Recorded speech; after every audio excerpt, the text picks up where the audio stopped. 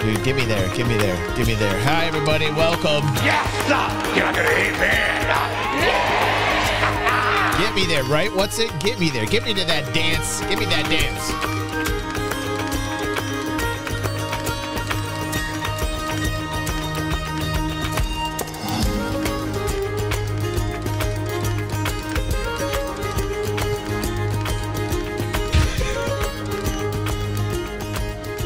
Who is this dude?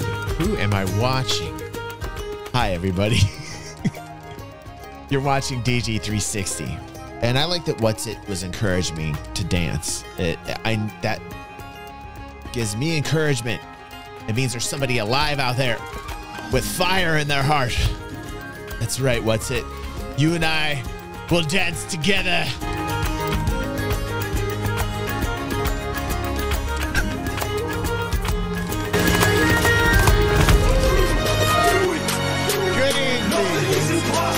Good evening. Good evening. The best chat family in the world. Let's not forget about Mr. Enhancer. That was a very, very nice thing to say, Vincent. And that, well, it makes me want to dance.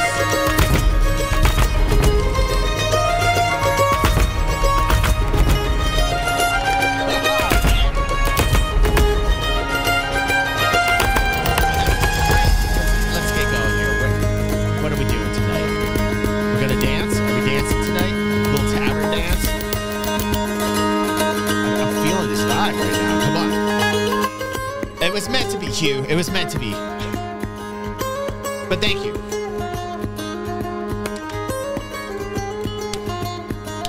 That tambourine, just smack that tambourine. You just smack that tambourine, girl.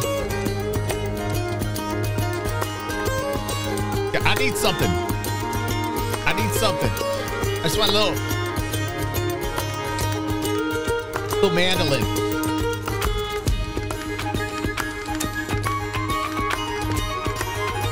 I can't be a flautist. No, I will not be a flautist. Okay, that's where I draw the line. I will not be the flautist at the tavern dance. Sorry, it's not the type of guy I am. I'm much more a mandolin guy. Or I could be a tambourine dude, but I just feel that would be embarrassing. Like if I was a dude with a tambourine, nobody would be. What are you doing with a tambourine? What are you doing with the tambourine, DG? Hi, are you ready? Let's get to business.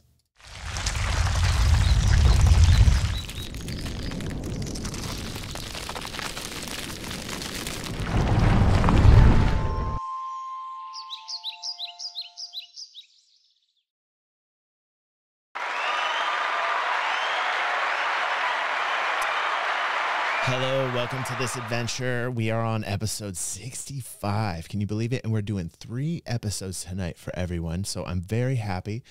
We're going to continue our journey. Here is our playlist. Please like and share this and get the word out. I think there's nothing else out there like this. I think we're the only channel that is reacting to every single episode of this. And we're a third of the way through now, and we're going to keep going. Oh, you have leveled up to level 7. Hey, you guys have interesting dreams last night? No, it's totally normal. Don't think so. Yep, neither did I. Is there someone of elven descent in your crew? Oh, elven Yeah, and you should mysterious refresh, darkness. Vincent. Yeah, It's okay on stream. I've been waiting for your arrival to rid the giant kin of Vedarin, as the prophecy foretells. I assumed that you would know. Yeah. Nah. When you know more about this, I like the music they're adding to the power, intros. why it has been gifted to you, you will need to journey to the base of a heavens-piercing mountain and plant one of these beneath a cloudy sky. Bob, I was wondering where you were one at. of those beans.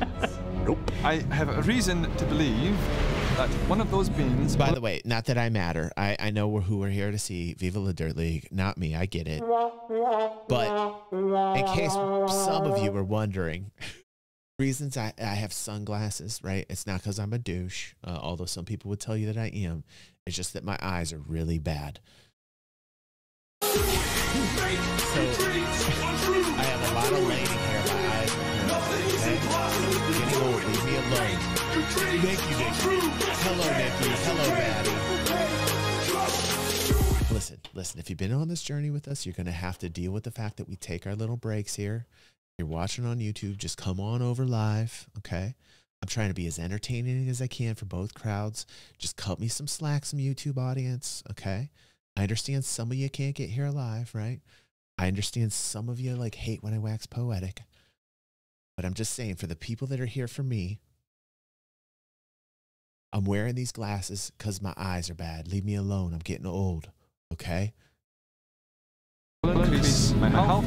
May I please have a cookie? Beware the fade, it comes fast.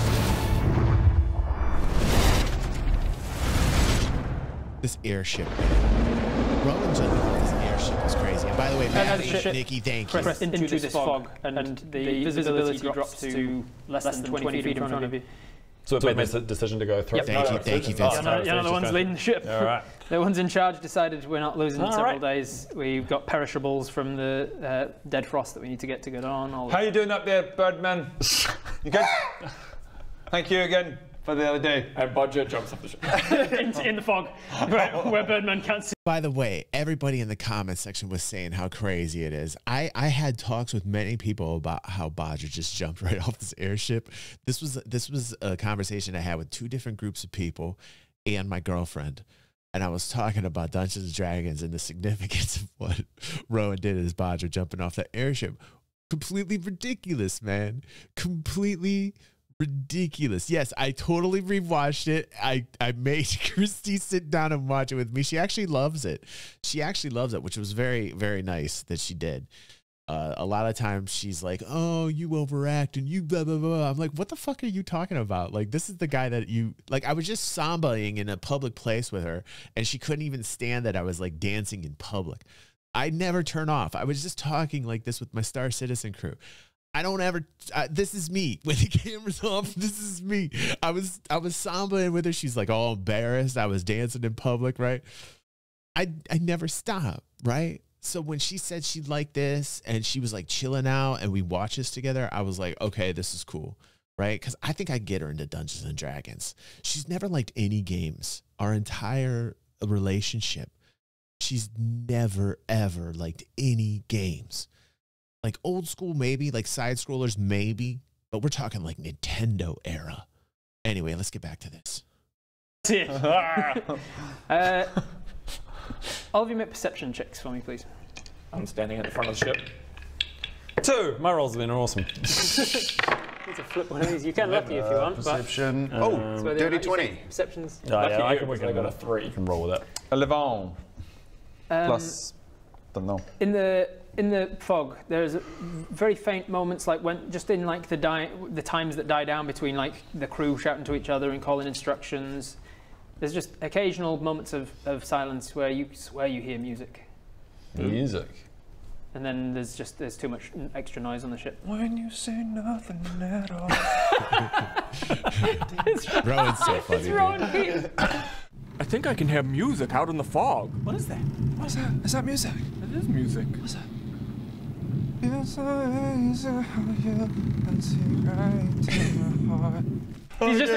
also in a flying boat. It's a guy called Keaton, and he just rows through the fog.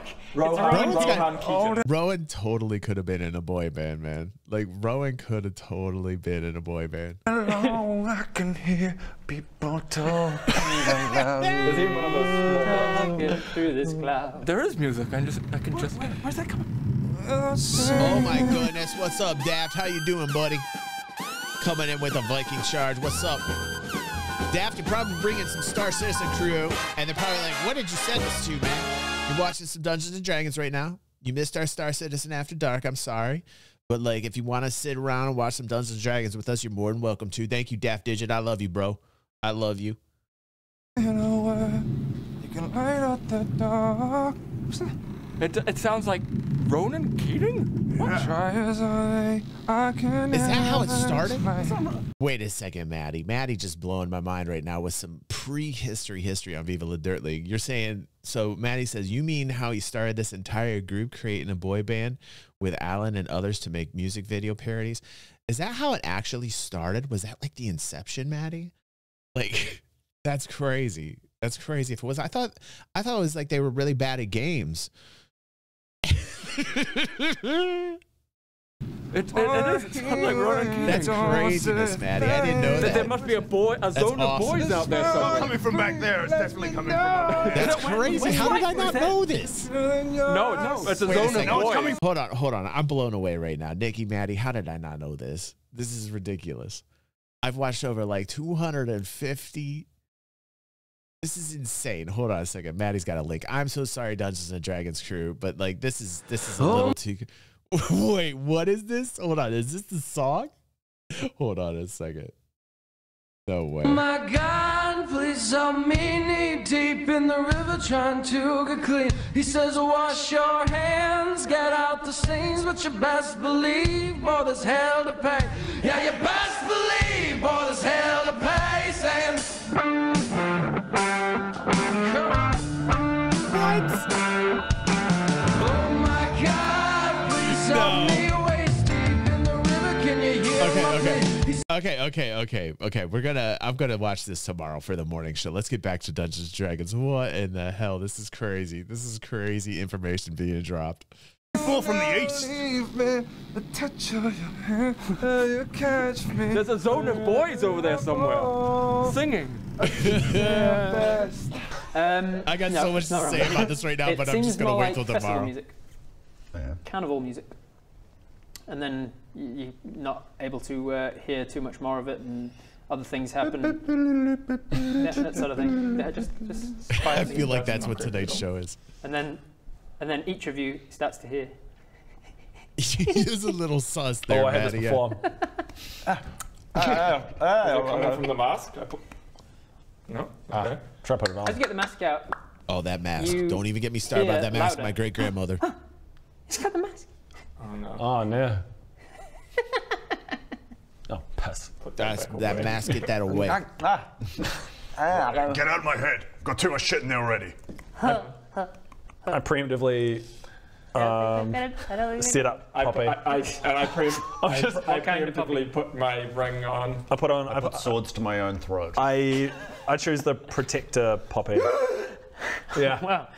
So for the first time, how does Greg decide to tinker with Poppy? What changes goodness. in Poppy's She's just got a construction? little dial. Like, She's just exactly the same. You just click fire, and just the big cannon just rotates around and it's just this like shield generator that just. Guys, can I? I'm hearing weird sounds. Guys, I want to have. I don't think both of these can happen at the same time. Guys, gather round. We're in danger. Poppy, I choose you! Let me do a quick inspirational speech for you. Okay, protection, Poppy. Good job. Okay. I want to I tell you guys choose a quick you. 10-minute little. Dude, that Power World skit that they did last week, that had me rolling. Have you got 10 minutes, guys? 10 minutes? I don't know. Quick little 10-minute. Oh, well, we don't know the battles. I think we're hearing the things. I don't know what's coming, but I'm feeling like you guys need a little speech. It was a long time ago on the battlefield. Here we go. Don't worry, Poppy's giving us. No, I'm going to give you a bit of Stop inspirational it. speech here. Stop it. On the battlefield, Poppy's doing it. and Aaron thought that's immediate. It's mine. That's what I mean. When I say this It's hammer, mine. I'm actually. The Poppy's hammer. giving me hit points on my now. now. And that is how I know. You have the hammer now. You don't need to. You're talking about the. You've got the hammer. You've got the hammer. That is why I have the hammer. This hammer is belongs to me, rightfully. I know to this day. Because of the dreams he had last episode. Remember those dreams? Those cursed mask dreams? Why am I inspired? Right at That the is end. inspiring. Right at the end of that 10 minutes, the ship hits something. I need all of you to make What a does it dexterity hit? saving throw. How much HP do you get? You get. He's now level 7, so 9 temporary hit points. That's what it's level plus. Level plus Nat 2. 1! Do I get to add my +6 to that? You do, yeah. Yeah. And I would turn this, but it's not that important. Okay. I got 6. 6. Cocked. Sorry, what is it? We're rolling for. One. Hey, Dragons, he's how lucky. you doing? Welcome home. Good to see you, buddy. 7. What is this Constitution? Dexterity saving throw. Oh, dexterity. 15 plus 1, 16. 16. 9. 9. Anyone below 10 takes just 1 point of bludgeoning damage as you go careening from wherever you happen to be standing and whoosh, tumble a little bit on the deck of the ship. Forwards because it forwards. smacked into something at the ship at the bow. It I seems. just winded myself on the front bench. So Poppy also. you unintentionally. Oh, no, not Fred. Wait. Oh, not Fred. Fred the Aarakocra. The Aarakocra. Not Fred the Aarakocra Stunner. Guys, I'm starting to think we hang out in a tight proximity too much. Oh, I think I see something through the fog. It looks like a tree. Oh, shit! Oh, Especially fond of your dragons. Stop jacking me, Baron. Baron, what is it with you and Jack? Your rose. He Shoot. accidentally fish-lishes you. Accidentally fish-lishes you. Hold you. You were eating a fish flesh and I accidentally jacked you. Stop jacking me! Stop jacking me! Oh, you jacked my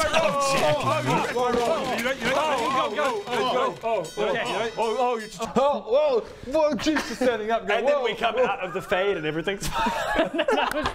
That was this. This is the first episode of the sponsored content as well, guys.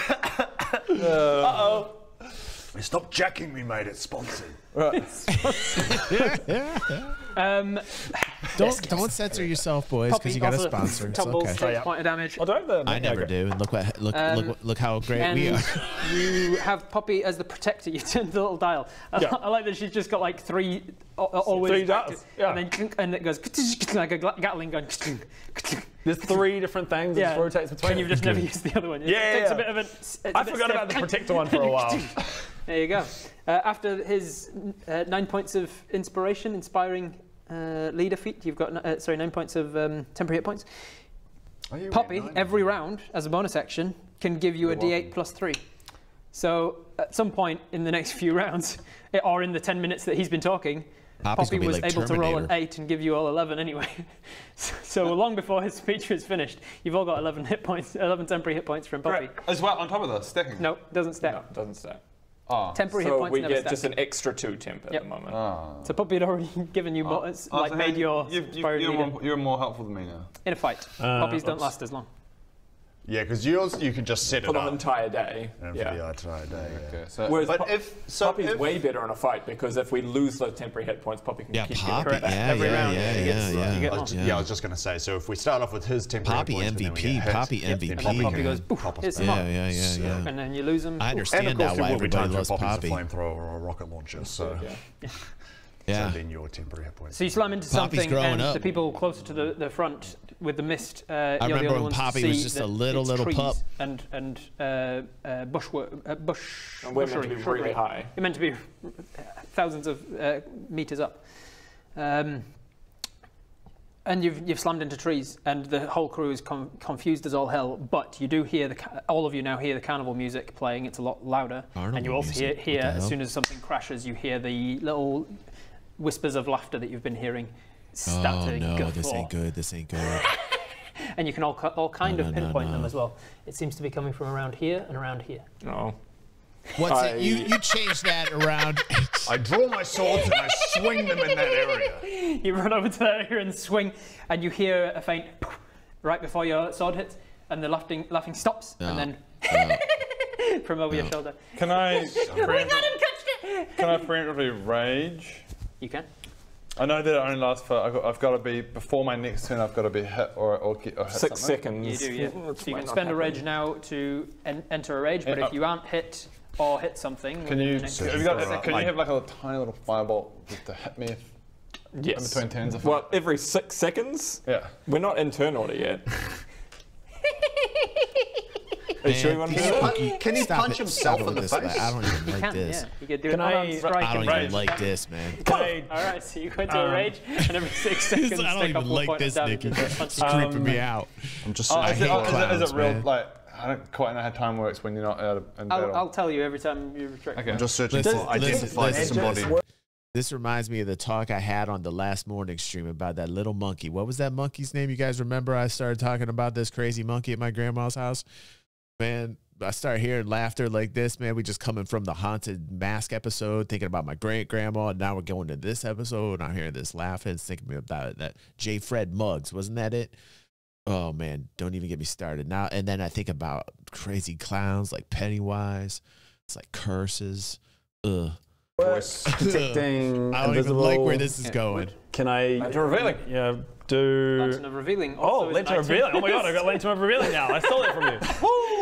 I'm rummaging around and I withdraw my Lantern of Revealing and just. So funny. You spent so much effort you run stealing it. Run up the stairs with your Lantern of Revealing. And the funny thing is, that thing that happened right as you were walking towards the glacier and everyone was starting to feel manically attracted to, that was the work of invisible creatures that you could have seen with Lantern of Revealing. God damn it! And I specifically put it there because you've just got Lantern of Revealing and I wanted to give you something to use it on. Can I just have it out? Can I equip the Lantern of Revealing on a top hat? Just and it's just on the whole It's like an Iron Man thing to just hang.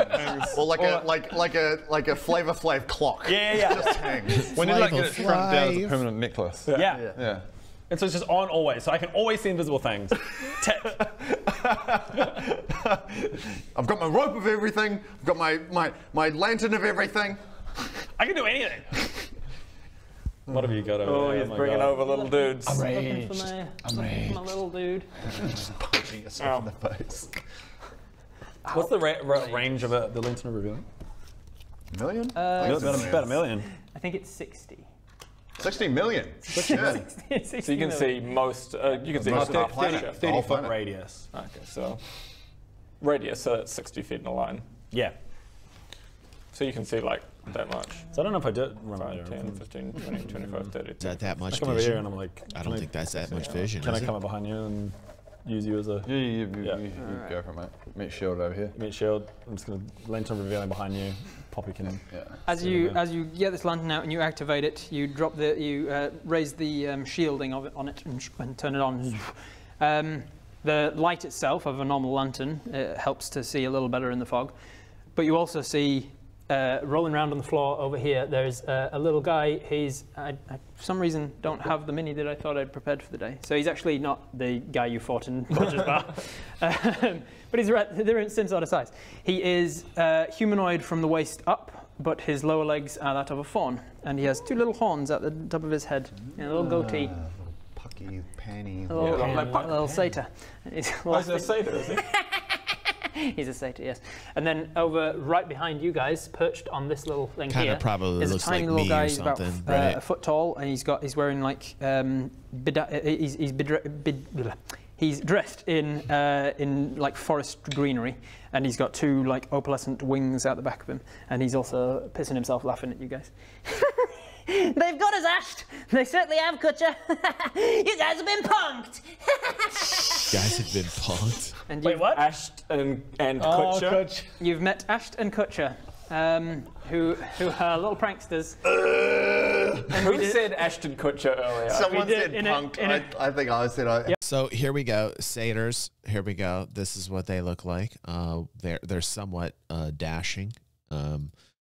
Probably also very similar to the way I look. Don't judge. Call me a satyr. What are you calling me, a satyr?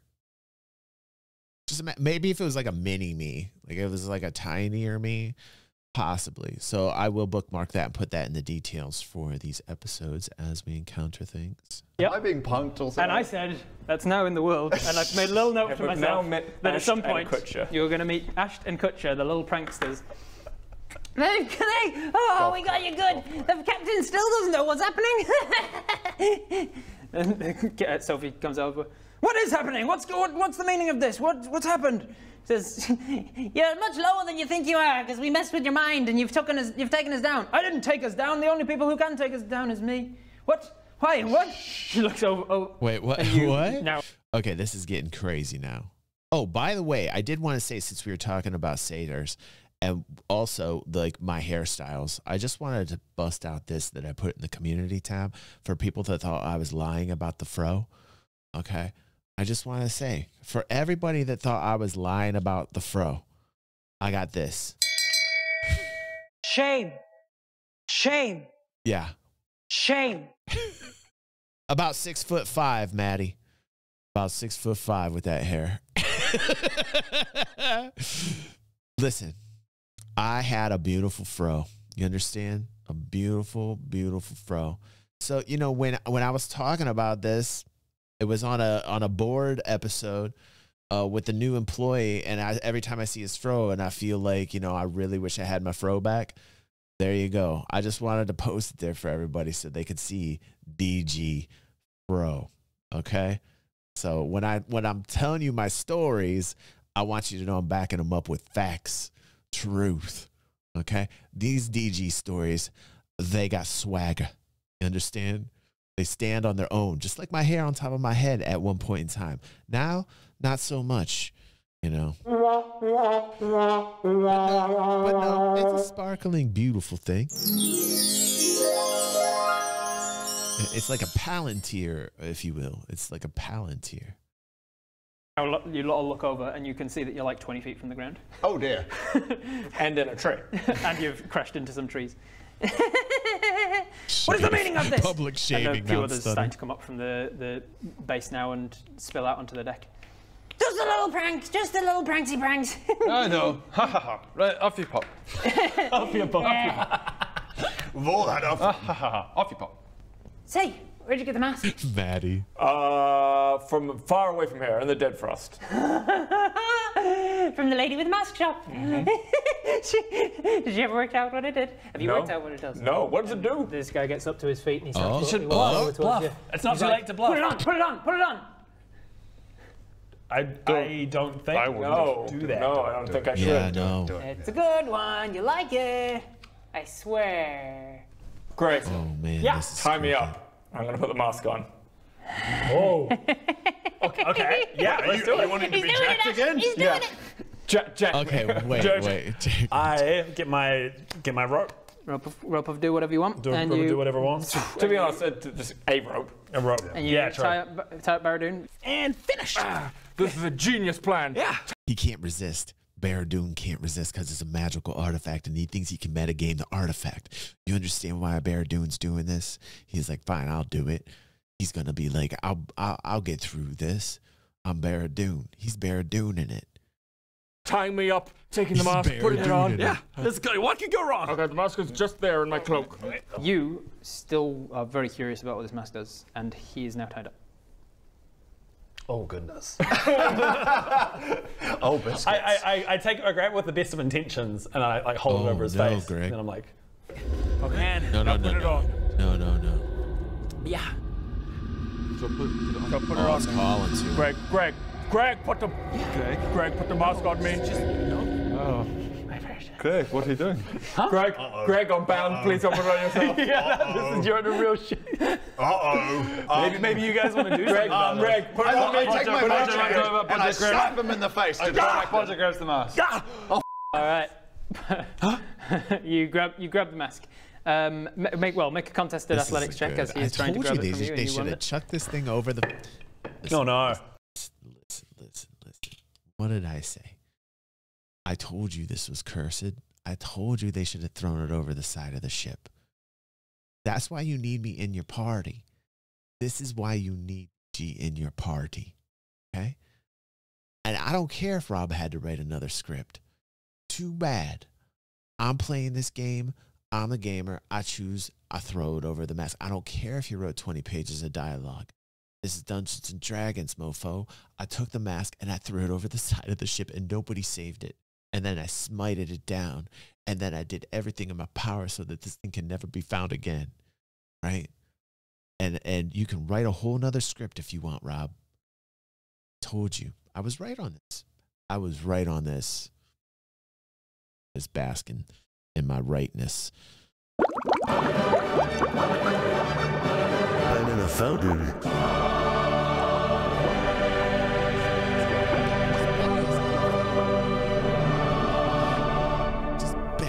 In the fountain. Bask in the fountain. Can I get an amen? Yes!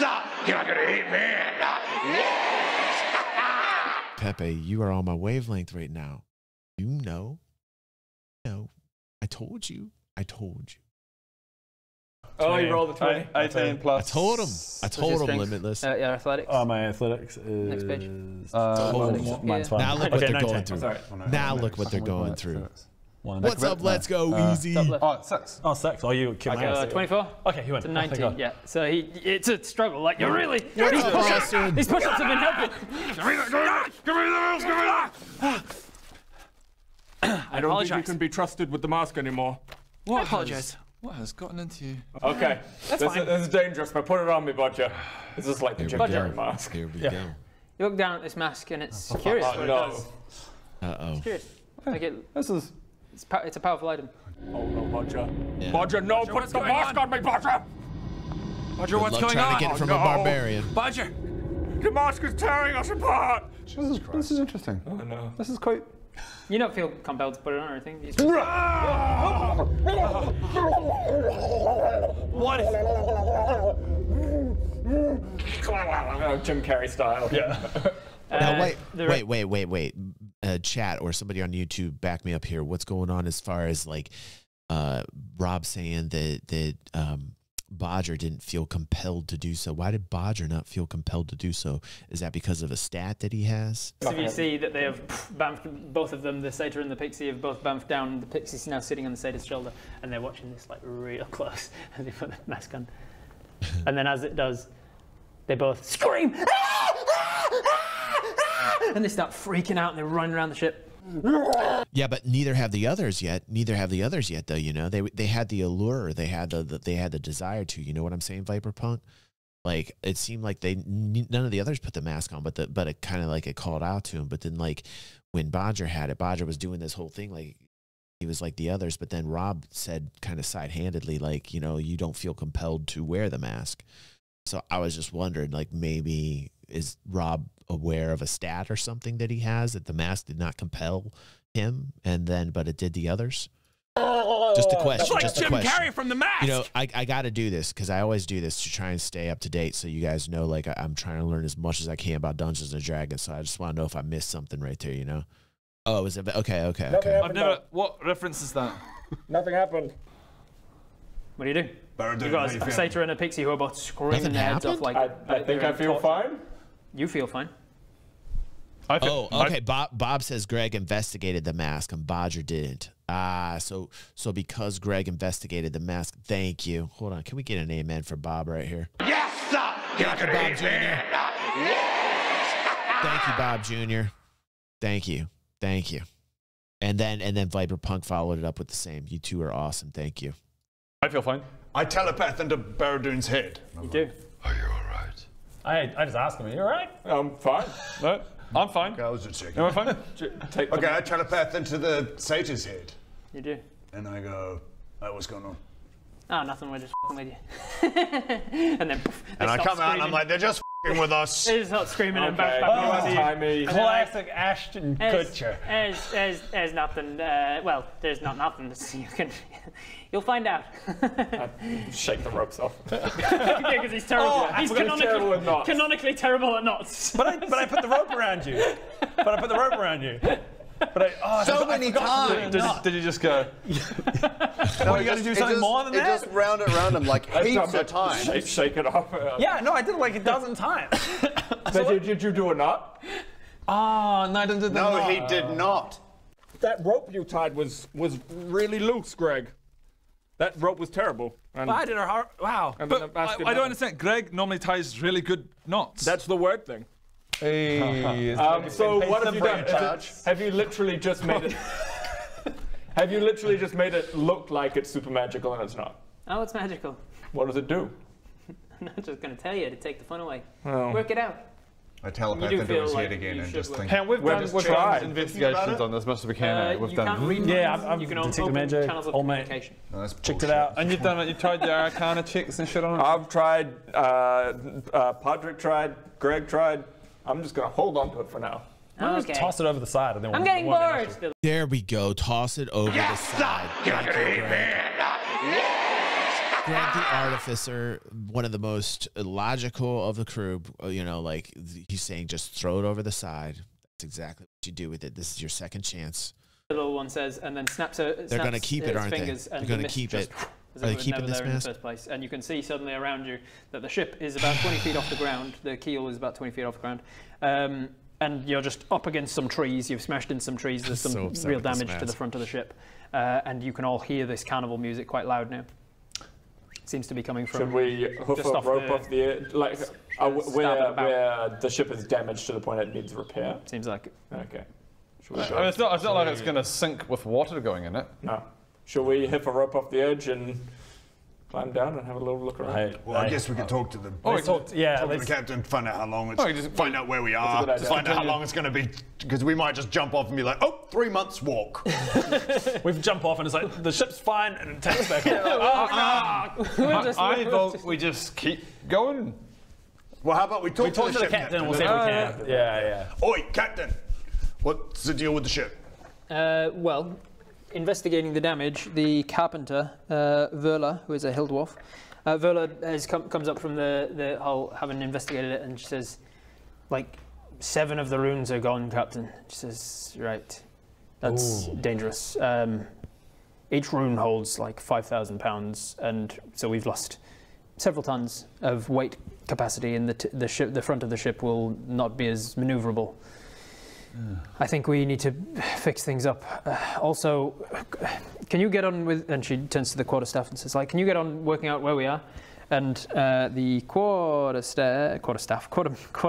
Right. I was going to say, there's just an animated quarterstaff. Quartermaster. It's like Beauty and the Beast. Anlo, male human. A French candle comes up.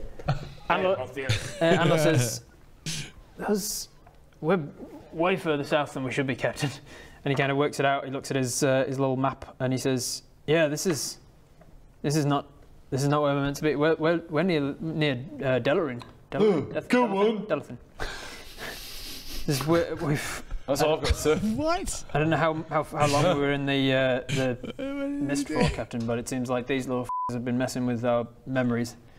And they're like, "Yeah, you've been in the mist for like a day." Are they still here? They're still around? Yeah, they're still around. He dismissed the mist, but he's stayed around. Get! I use my mage hand, I slap one of them. Make an attack roll. That's what I said to Bodhi. That's exactly, it works. It works. With the cats, you go, get. It works. It really works. What are you doing? I'm slapping one with my mage hand. They're invisible currently. Oh, I got my lens. Nat 20. Nat 20, all right. Hey. You do 2 points of damage to the little pixie, who goes careening off the side. And Kutcher goes, "Oh, shit! Oh, that was good. We didn't even see it. It's invisible." Yeah. And then he snaps his fingers and points at you. I need you to make a wisdom saving throw. Shit. Bob explodes. 14. Fucking 14 wisdom saving throw plus 2, so 16. You feel for a moment like you're turning into the bat that you've done before. Yeah. But you managed to resist it. He was trying to manipulate your form into something else. Can't Batman me, mate. Strong. Oh, yeah. Hey. Are they classed as animals? No. Well, I'm getting better rolls. No, they are both fey. Yeah. Wait.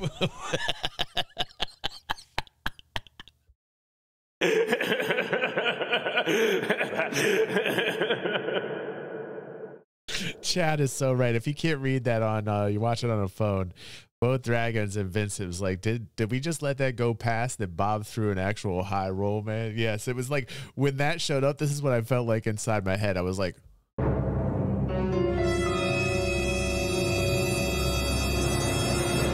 never see him, man. It got me too. So you can try and so we right. Are you trying? So condescending. Basically offensive. I can't wait to catch up to all of you. I can't wait to catch up, Pixie or the Satan? To the little pixie. Little pixie comes fluttering back up Don't again. you dare say anything. No more, man. What the hell happened? He slapped you. Oh, okay. I totally want to get up to where you guys are Flutters at. over. We're watching 3 tonight. We're watching 3 tonight. What are you doing? What do you mean? You're annoying. Yeah. Do you want anything from us? Punked.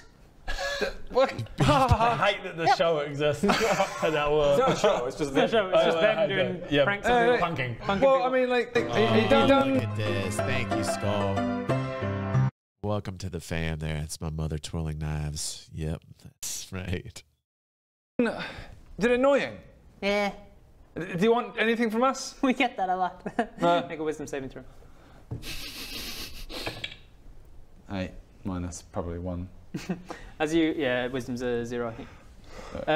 as we get that a lot, the pixie takes off and leaves behind like a cloud of golden dust, which you accidentally breathe in, and then you feel like your throat is kind of like closing up a little bit, and your chest gets tight, and then you're feeling like this weird prickling sensation all across the back of your skin and all down your arms and your fingers as your back starts to involuntarily curve forwards, and before a few seconds have passed, you're looking at a sheep standing where Bodger used to be. Goes, hey, one of my sheep. They really are running amok. Wow. And you have the mind of a sheep and everything. You're just like you're like Bodger sheep. Hey, go away. Hey.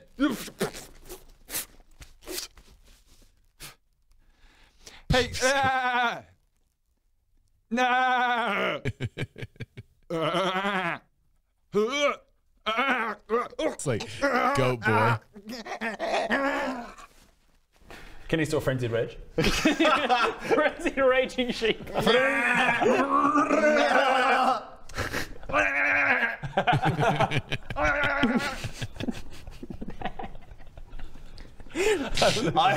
high five the pixie. Yeah, nice. He goes, you should probably visit the carnival. I'm bored now. And then he just disappears, and the satyr goes, "Are you go?" Oh, before the satyr goes, what's the carnival? The Witchlight Carnival, just up the road. It's the one you can hear. Oh. Goodbye! Witchlight Carnival? Get out of here. And then before he hits the ground. No, it is the Witchlight Carnival, man. Give me a name like that. That's the worst carnival name in the world. I'm not going to that carnival. If somebody said to me today, hey, DG, you want to go to the Witchlight Carnival with me? I'd say, hell no, I ain't going to no Witchlight Carnival. Get out of my face with your Witchlight. Curses, man. Nothing but curses. He seems to disappear into green smoke.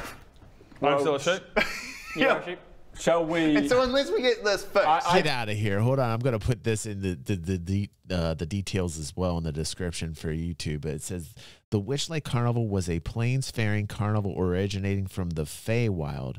It was a whimsical fair of dizzying sights and wondrous attractions that visited numerous planets across the prime material plane once every 8 years. Hold on a second. What? That's craziness. Okay, I'm going to save that and put that in the description. Thank you so much. I did not know that. That's cool, Maddie.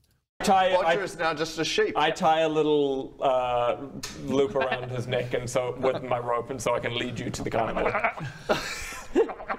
Shall we go to the carnival and get him That's right. Of course, it's sponsored. Right. Hey, let's not make any rash decisions. You raise a good point. Maybe sheep Bodger is better than normal Bodger. Well, and how long are we willing to let that happen for? This is I understand polymorph is a very powerful spell. If it can just turn you into a sheep and you're a sheep. Does it wear off? It's a level 4 spell. Must wear off then. Otherwise, you just I think it must be an hour. You've never been polymorphed. Let's find Can you? The question is, do you think Robert would just make a one-roll thing to see if you're a sheep forevermore, or do you think he has some way out? I'm assuming there's a way out, but I'm wondering how powerful the spell is. Actually, you would know. You would know what polymorph is. So I know. Yeah, you would know that polymorph generally lasts for about an hour. Okay. Requires concentration on the point of person who cast it, which is possibly the reason why Kutcher disappeared. And another way to get them out of it is to kill whatever the current form is, and then they drop back to whatever hit points they were on in their usual form. How much does a sheep have? You wouldn't know that. You would. Yeah, not many. You know sheep. Yeah, not many. Probably like 3 or something. All right. Okay, I fireball. This is going to be horrible. I fireball the sheep. I'll fireball. Maybe oh yeah, let's go. Fireball. I really need to be careful about that because one day you're going to call me out. Like, all right, fireballs. Yeah. Just remember what this is made out of as well. Let's get off the ship. And how close we all are. Let's get off the ship and well, first let's chat to the captain. And hang on. Say I was a sheep, and then I fell off.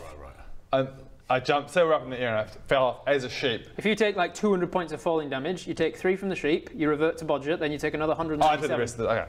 I thought there's some sort of cheat to like avoid death. Well, okay, so we go to the captain and say, look, we're going to have a bit of an explore and find out what happened and why we're here. Yes. Don't leave without us. please. Okay, we are going to need to turn round though. I figure you've been saying in the week you've been going back to Honeywood, right? Yeah. Honeywood's south of here. We need to be going north. We've already passed Gurdon. So if you're heading for Honeywood, you'd be best walking from here. Great. Okay. I think I'm just going to take the trowel and just deal with the shape. Like, I think instead of fire, which could do a lot more damage, like I just trowel a couple of times. Maybe like you kind of like slit my throat. You could. I think I do it. maybe you do it. I don't want to do it. I can't hit shape. I don't know what I was thinking. What? What does Greg do with his shape? So they're aesthetically pleasing for Honeywood. The adventurers like background shape. I have no such problem. Great. I turn away. There, Austin. So I go up. Are you on the ship? Have you gotten off the ship yet? No, I think we're still on the ship for now. Okay. It's like I don't want to try and get do you mind if I slaughter the sheep on your ship? If it No, right. dirty, I What the hell was that? Oh, it hasn't worked. Let me. That was good. Well, I guess you need to roll to see if you do more damage to. Oh yeah, I guess so. Well, D4. You could do 4 points of damage and then take 1. You would have taken like 3 points from punching yourself in the face before the rage, like you decided that it wasn't enough as well. 1. So you do it again, because that wasn't enough just to kill it. Keep slipping. Just having to... 2. There you go. That would have been perfect. All right.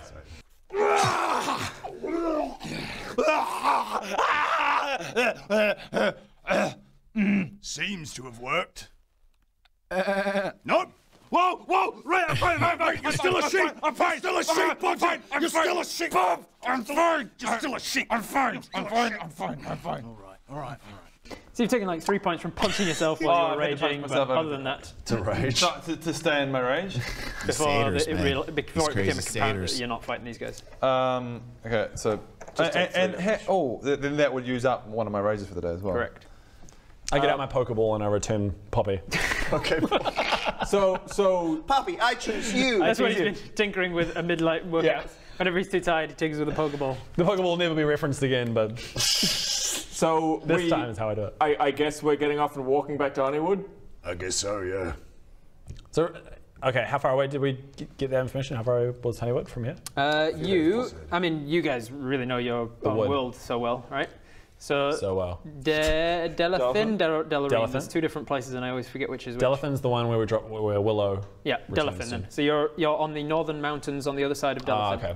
What are the elven? So that Enegthilibun. Yeah, totally. So we're like 3 or 4 days walk, depending on how far north of Delafin we are. Yeah, like you can see that like to your south is the mountain range, so you're just on the other side of the We're pretty close. We could walk. Let's walk. Let's do it. Welcome to the Witchlight Carnival. Okay, we're getting a little bit crazy now. Let's get into the next episode. Guys, 66. I'm hearing weird sounds. Guys, I want to tell you guys a quick 10-minute little thing. Have you got 10 minutes, guys? Dude, that new Power World skit was hilarious. Poppy also... you unintentionally. Oh, shit! How you doing, Drew? They've got us ashed. They certainly have, Kutcher. You guys have been punked. Great. Yeah. Tie me up. I'm gonna put the mask on. It's like Jim Carrey from The Mask. I've never. Oh, dude, they should, man. They should. We're way further south than we should be, Captain. You've been in the mist for like a day. Honeywood's south of here. We need to be going north. We've already passed Gurdon. If you're heading for Honeywood, They you'd get be more best traffic, yeah. Let's walk. Let's do it. Like they need it, but you know. I could imagine swinging that kind of traffic. So you get off the ship, Crazy. you say goodbye to Padrick, who's like, are you sure I can't buy the mask from you one last time? I feel like how much money you got, son? If they know what We're doing great, Drew. It is Welcome obviously to the tied fun, to the fair. man. I think that could help me work it out now that I know that it's a fey creature who's made it or knows what. Totally agree, Maddie. Totally. I'm sorry. I'm getting addicty vibes. Yeah, I'm sorry, Patrick. It's like a heroin addict who really wants Patrick, you used to be cool. I'm sorry. He gave me a mask and asked me to study it, and I studied it, and studying it just made me want to study more. I think I need to get this far away from you. Oh, Patrick. Okay, I will help them fix the things. Now, before we go, Patrick, what's your movements from here? Because we're going back to Honeywood. I'm heading to Gurdon. I will have to be very careful how I approach Master Laethal. I am aware that Oh my gosh, the state of Patrick right now is crazy, man. This is crazy. He was so esteemed, and now he's just like an addict. I've been absent from the Temple of Calibor for over a month now, and his movements have continued without me. And so it seems, from what we have uncovered here, he is more dangerous than we had anticipated, and perhaps we need to biscuits. Thank you, Skull. I appreciate you, man. Welcome aboard. Glad to Yeah, have you here live. Lie low in Honeywood. By the way, I always like when new people come to the stream. It's great to see new faces. If you are watching on YouTube and you can't make it, you know, we love you. One day you might get us here live. If you have the ability to get here live, you got to come on over and enjoy with us. But if you're on YouTube, make sure you're liking and sharing. You're watching to this point. Yeah, obviously they're chilling out, having a good time. Then spread the word. Let everybody know. We're watching every single episode. We've had a fantastic time doing it here, haven't we, everybody? It's been a lot of fun. It's been a lot of fun. You let us know how things go. I will be in touch when I know more. Fresh pizzas. Watch out for Stunner. He's crazy with food. Messages. Stunner's very crazy with food. Vocal Messenger, WhatsApp. Thank you, Vincent. I have the Star Citizen. I gotta figure out, Pepe. Can we please get some relevant alerts, man? You're still working on like the last stream's alerts. I'm so sorry, everybody. I'm so sorry. See a giant starship. Come on here. What's going on? Jesus. Pepe, you're fired. Thank you, Vincent. So he stays behind to help them fix up the ship and get back to Gedon. The rest of you disembark and you head on a little walkie walk. You start heading south, and the carnival gets louder and louder until eventually, you see the carnival laid only out appears once every 8 years. It seems like the trees have been sort of webbed up almost by a flamboyantly colourful spider. They are strewn with banners and streamers and balloons, and there's just like bunting and stuff around the place. There are colourful tents that have been erected and stalls. It's a very lively place. There are also the sound of just walk around it, boys. The sound of laughter and joy, excitement and surprise.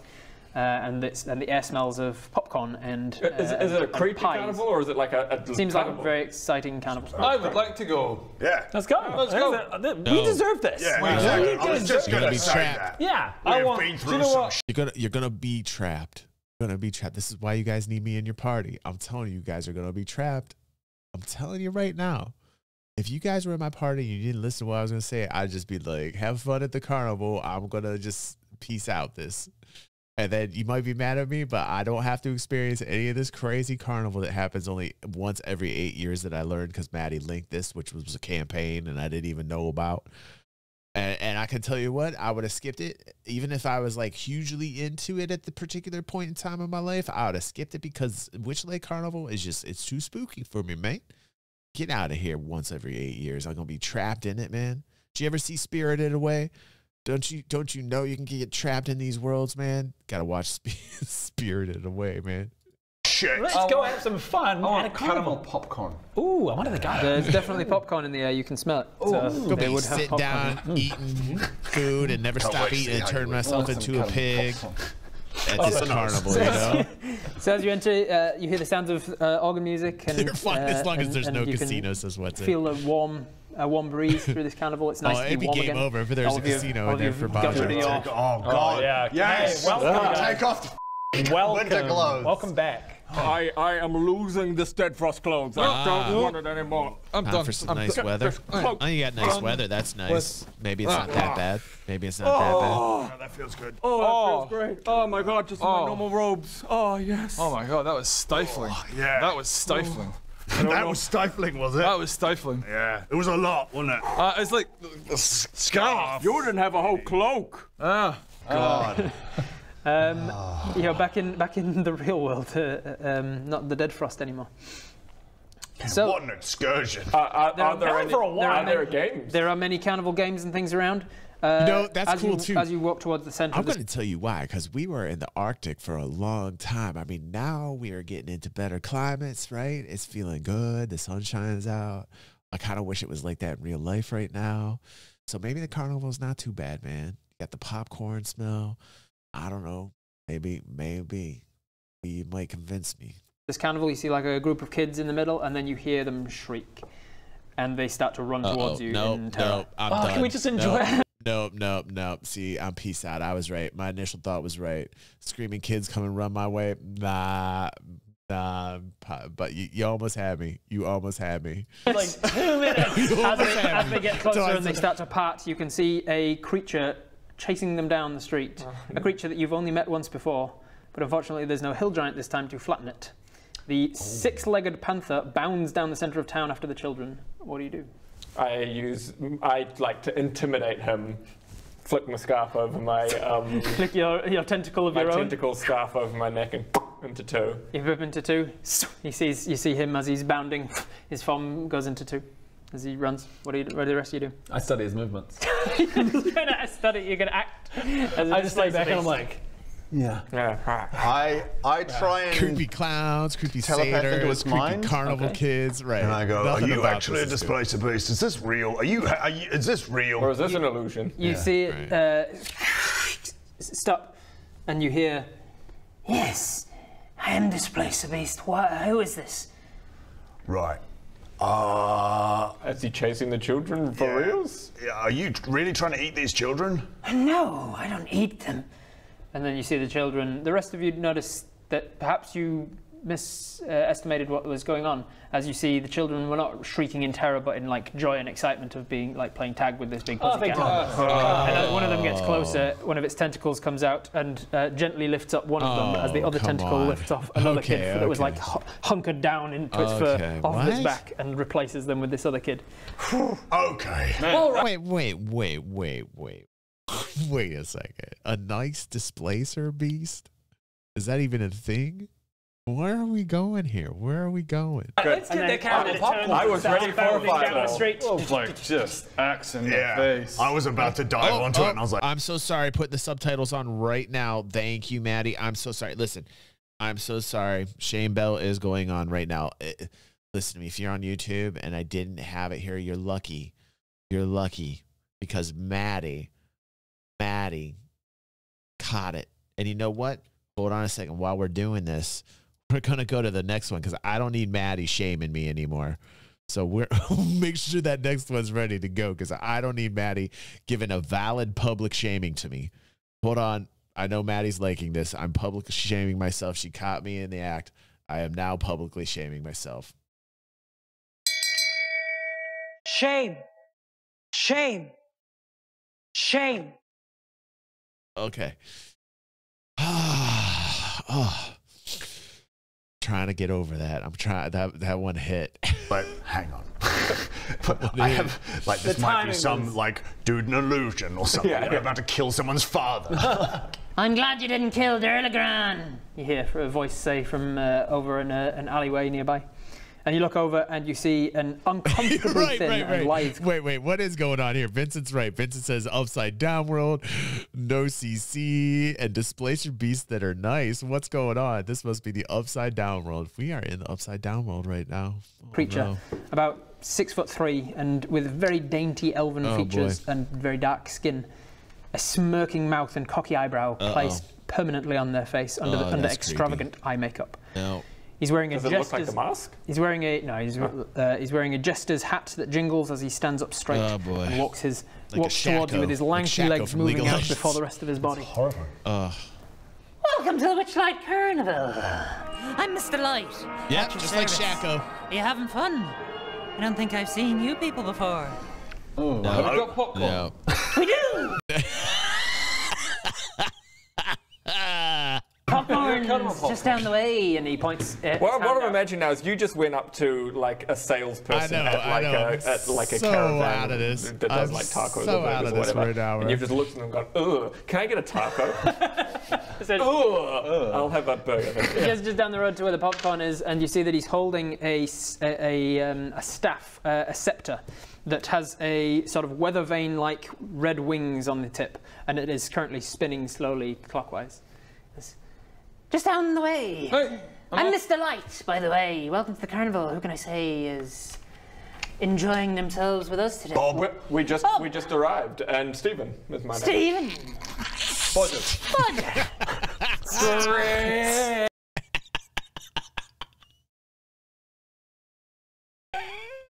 Hold on, we're slow-moing. We gotta slow-mo that one. Hold on.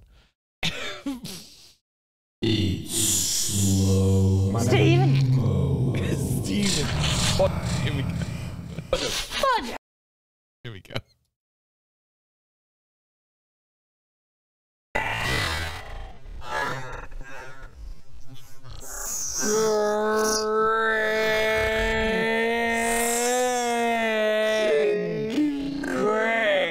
Damn.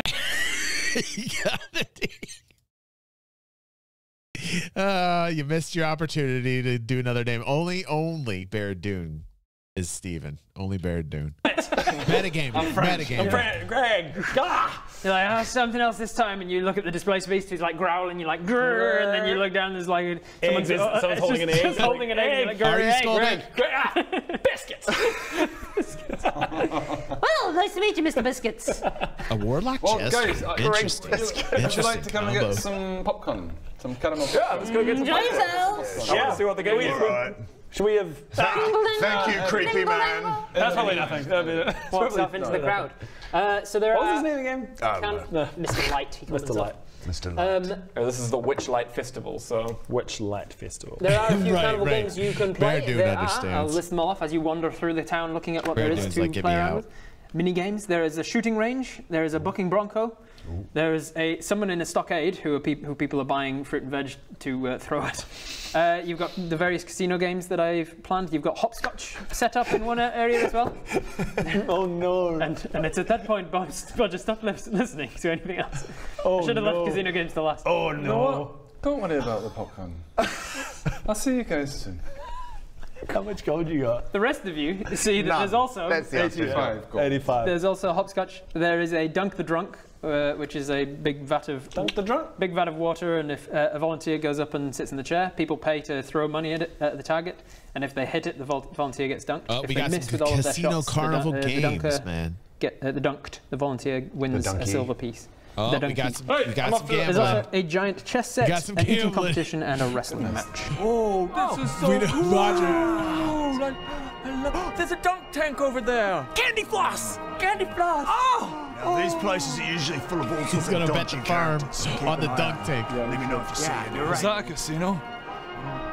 Oh, I'll see you guys soon. no, yeah, off to the cast. Probably keep an eye on that, shouldn't We we? should probably go. I'm off to the gambly place. The gambly place. Here How we long are we go. allowed to stay here for? Here we There's a go. lot of games. As long as you want, bro. All right, let's do this. As you just said, you've had a lot of shit happen to you, and I wanted to give you time to just... to stay here? As long as you want. Greg, Okay.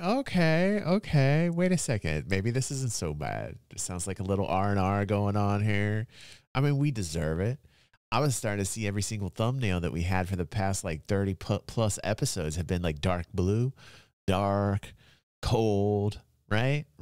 It's going to be nice seeing those thumbnails switch up to like a lighter color, just like get some sunshine in, right? So maybe the carnival ain't too bad, you know? We're in the sponsored content now, so I don't care how long it takes. I would like to gamble.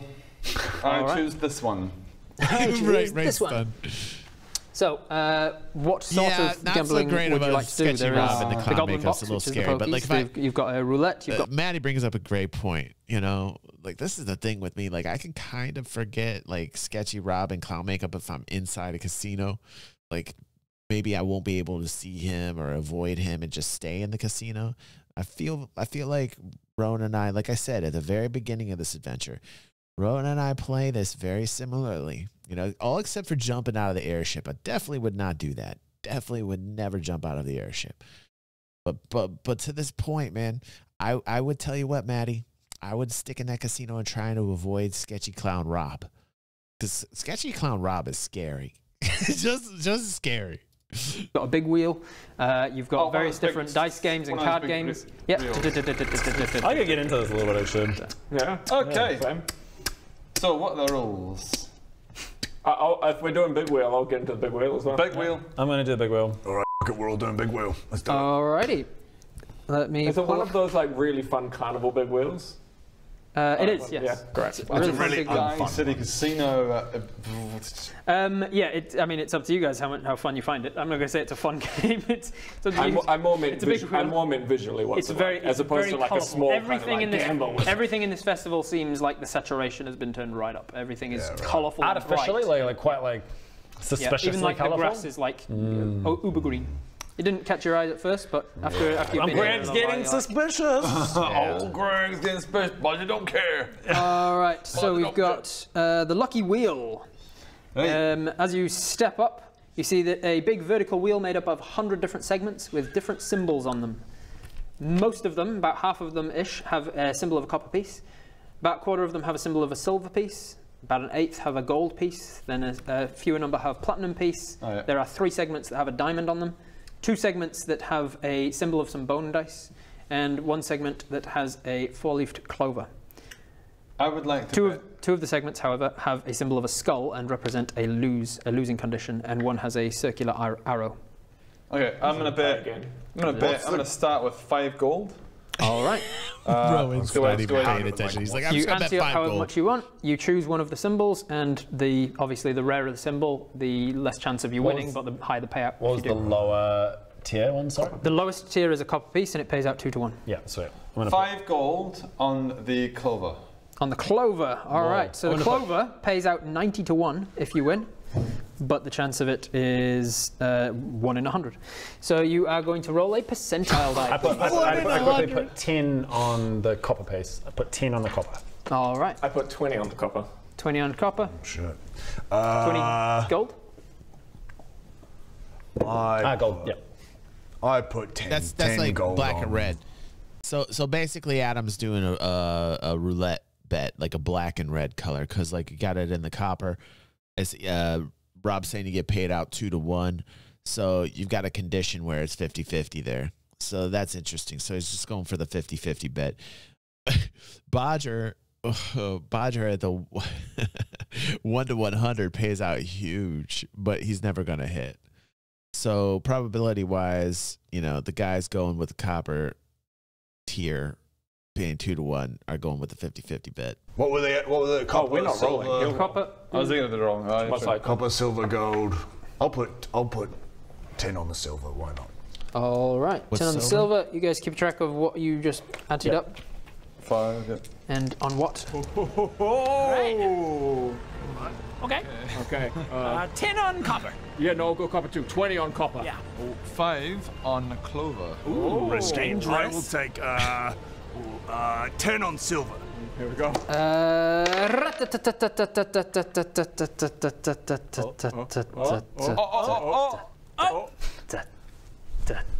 Come on! Find out next week. For a full gambling episode. Copper. Yes! Oh, Greg! Damn it! Up top. Hey.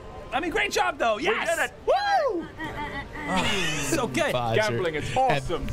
Shit. So we just Gambling is I awesome. made 40. You get back your ante and then that much again. Sure, nice. What was the silver payout, by the way? Silver pays out 4 to 1. 4 to 1. Gold pays out 8 to 1. Platinum pays out 16 to 1. Okay. 32. Well, I've done my little bit of gambling now, and now, like, because I was suspicious, but I'm just going to give it real quick.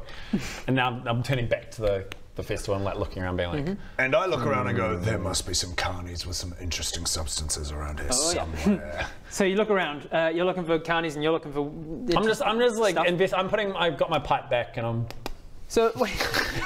Detective So Greg. given that you're Greg's kind of back like on the case. looking out for like the carnival itself, not like looking for games or food, the two of you notice a couple of interesting carnies around. Firstly, you see one. You're like, that tree wasn't there when we walked in. And then you realise it's a tree ant, and it's walking around, and he seems to be doing like janitorial work. It's sad, He's actually. just doing his things. Hey, don't look down on the janitor. you don't know how It's a to- job. They're using the trees. Right, I'm going to go find a dodgy character somewhere. Guys, there's There's got to be one around here. strange going on here. I'm going to do some investigative research. You're right. Detective Greg on the case. Right. I love when he's Detective Greg. I'm gonna look around for like. Is there a He's all down on himself. Looks to be where like the management would be in this carnival. So you're looking out for a manager. He's looking out for a manager. Mr. Light was make a perception check. What was his role?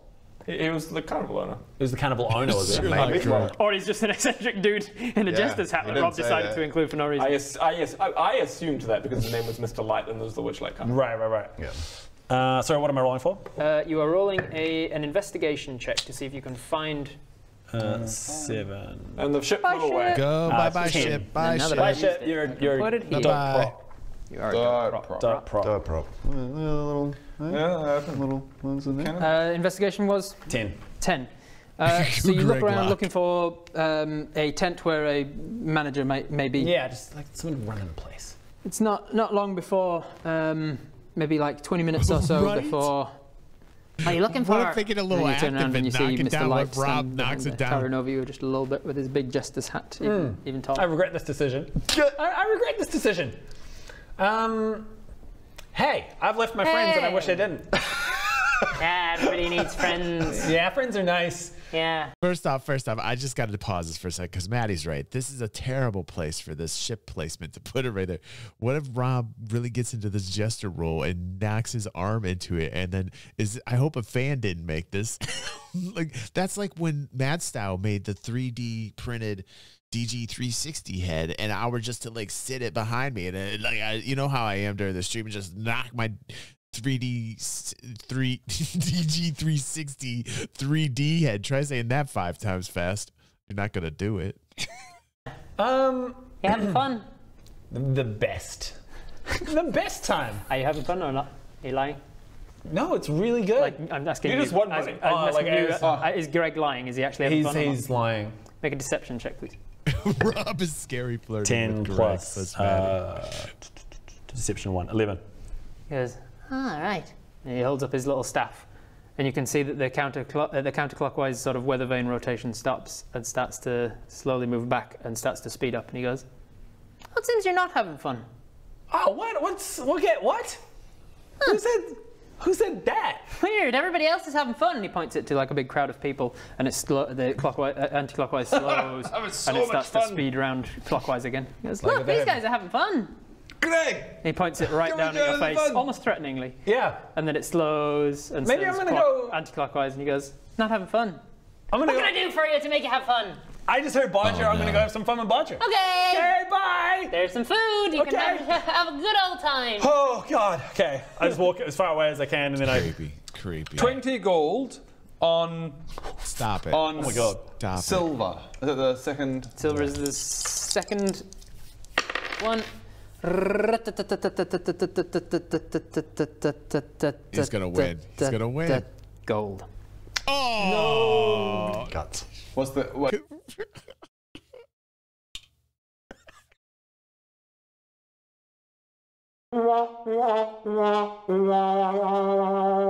You understand Bodger's logic on this. He's like, actually, you understand Rowan's logic on this because of what Rob just enacted right there. Rowan thought, like, this is the perfect time to put my bet on because Rob's just explaining how much fun we're all having. So, of course, I'm going to win.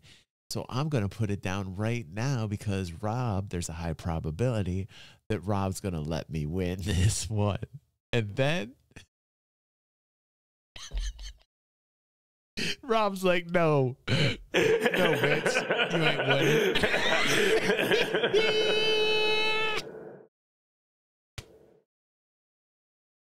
Classic. This is a very memorable moment. But there's copper, silver. Copper, silver. Gold actually less likely. Yeah.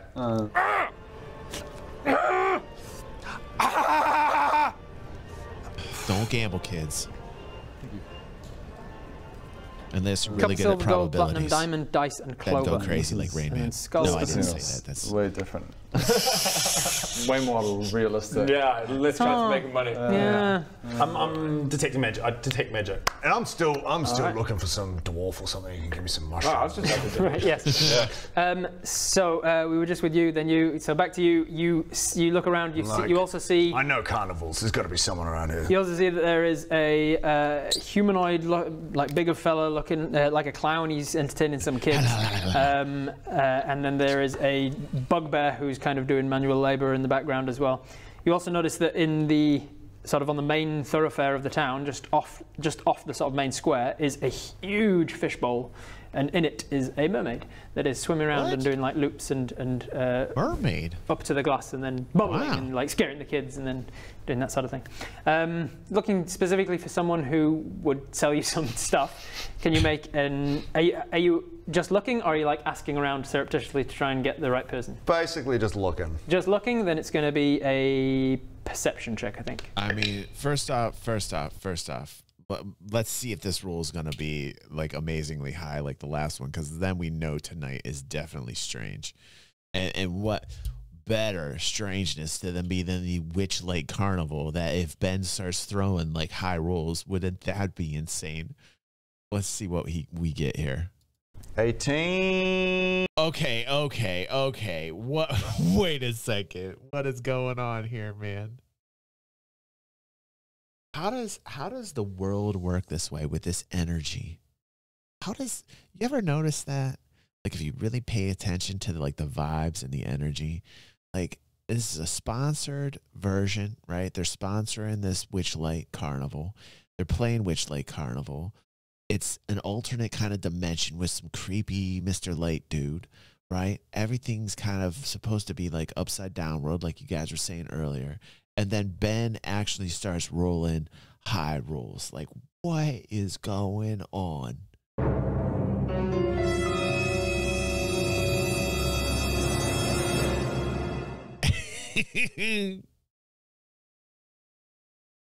Oh, that's right. Everybody's reminding me in live chat that Ben's rolls only matter when it's like for shit narratives, like when it doesn't even matter. Whenever it's shit things, then he rolls the high rolls. Gotcha. Okay, we're still running with the. Okay, well that's good. 18 plus 5, 23. 23. Damn. Yeah, you walk for about half an hour or so. Yeah, you walk for about half an hour or so looking for when they're not life threatening. When they're not life threatening, those rolls are like 18s, 20s. Somebody to buy from. And you see, so it's like 6 cents. You see More like the Sus-like carnival. A little gnome, little forest gnome, who is got his back to you, and he's like, you see him eat something, and then he goes, "Oh, that's stronger than I expected." You're like, okay. You look over his shoulder, and you can see he's got a bunch of mushrooms in his hand. And he turns around and he goes, "Bob." Alfie! All right, mate. And then I want to see you have this conversation with Alfie, please. Okay. Hi, Alfie. Hello. How's it going? Yeah, I'm good, mate. How are you? Yeah, really good, thank you. How's it going, mate? That's Bob. Yeah. We met. Yeah, Where was I? Can't even remember. Yeah. We were in a tavern or something, Yeah, right? yeah. You gave me mushrooms. Yeah. That Yeah. introduced me to the weed. Oh, well, that happens quite often, actually. Do you have any more? Yeah, do you want some more? Yeah, I really do. I mean, carnival, perfect time for it, right? Yeah, exactly. All right. How many do you want? What do you recommend? Maybe one of these purple ones and one of the blue ones. That has a good combo. Yeah. How much? Oh, no. Free. Don't worry about it. Yeah. Elf. You absolute champion. Dude, this is how professional Ben is, man. Seriously, Ben's got some acting skills. Ben is acting with himself right now in such a manner that I'm believing these are two separate people right now. This is like Ben's actual jujitsu skills, man. Or was it judo or jujitsu? I always forget. You are my favorite person in the world. All right, mate. High five. Boom. Let's go. See you later, Alfie. You could have got so much money out of Alfie then. You could have got. No, I was paying him. He would have had to pay him. No. I mean, and Alfie, actually, how much money you got? Because I like this Alfie. I'll be like, actually, yeah, you know what? Yeah, I got a dozen. I got $100. I got $1 million gold. I got $1 million. Yeah, actually, Alfie, how much gold do you have? $1 billion. I won so much at the I'll take $1 million. All right, there you go, $1 million gold. Great. There you go. Because the omnipotent God doesn't have ways of getting you back for that. Sure. I go, no, Elfie, you're the man. All right, bub. See you later. I'm going to give you an inspiration for that. Hey. Hey. I don't know what that means. You meant to just put it in and you're like, I don't know what I'm looking at. I think there's a place to put inspiration. There's a place for that. We're just going to type inspiration into Google. And is there a place for inspiration? I think there is. I don't know if there is in this app. I don't think there is. On a roll of your choice, you can essentially treat it like a luck point in my games. You can just re-roll. Sweet. Oh, wow. That's cool. So essentially, he can get a free roll for that performance. That's pretty awesome. Do you guys play like that? Is that like a normal thing, or is that just for this series that Rob did that? I think that's pretty cool. Thanks, Elfie. So, meanwhile, Baradun is a little bit brighter. I had wondered. So Rob's giving him like a re-roll in a really bad circumstances. We all know he gets bad rolls when it matters. So he'll get 2 bad rolls.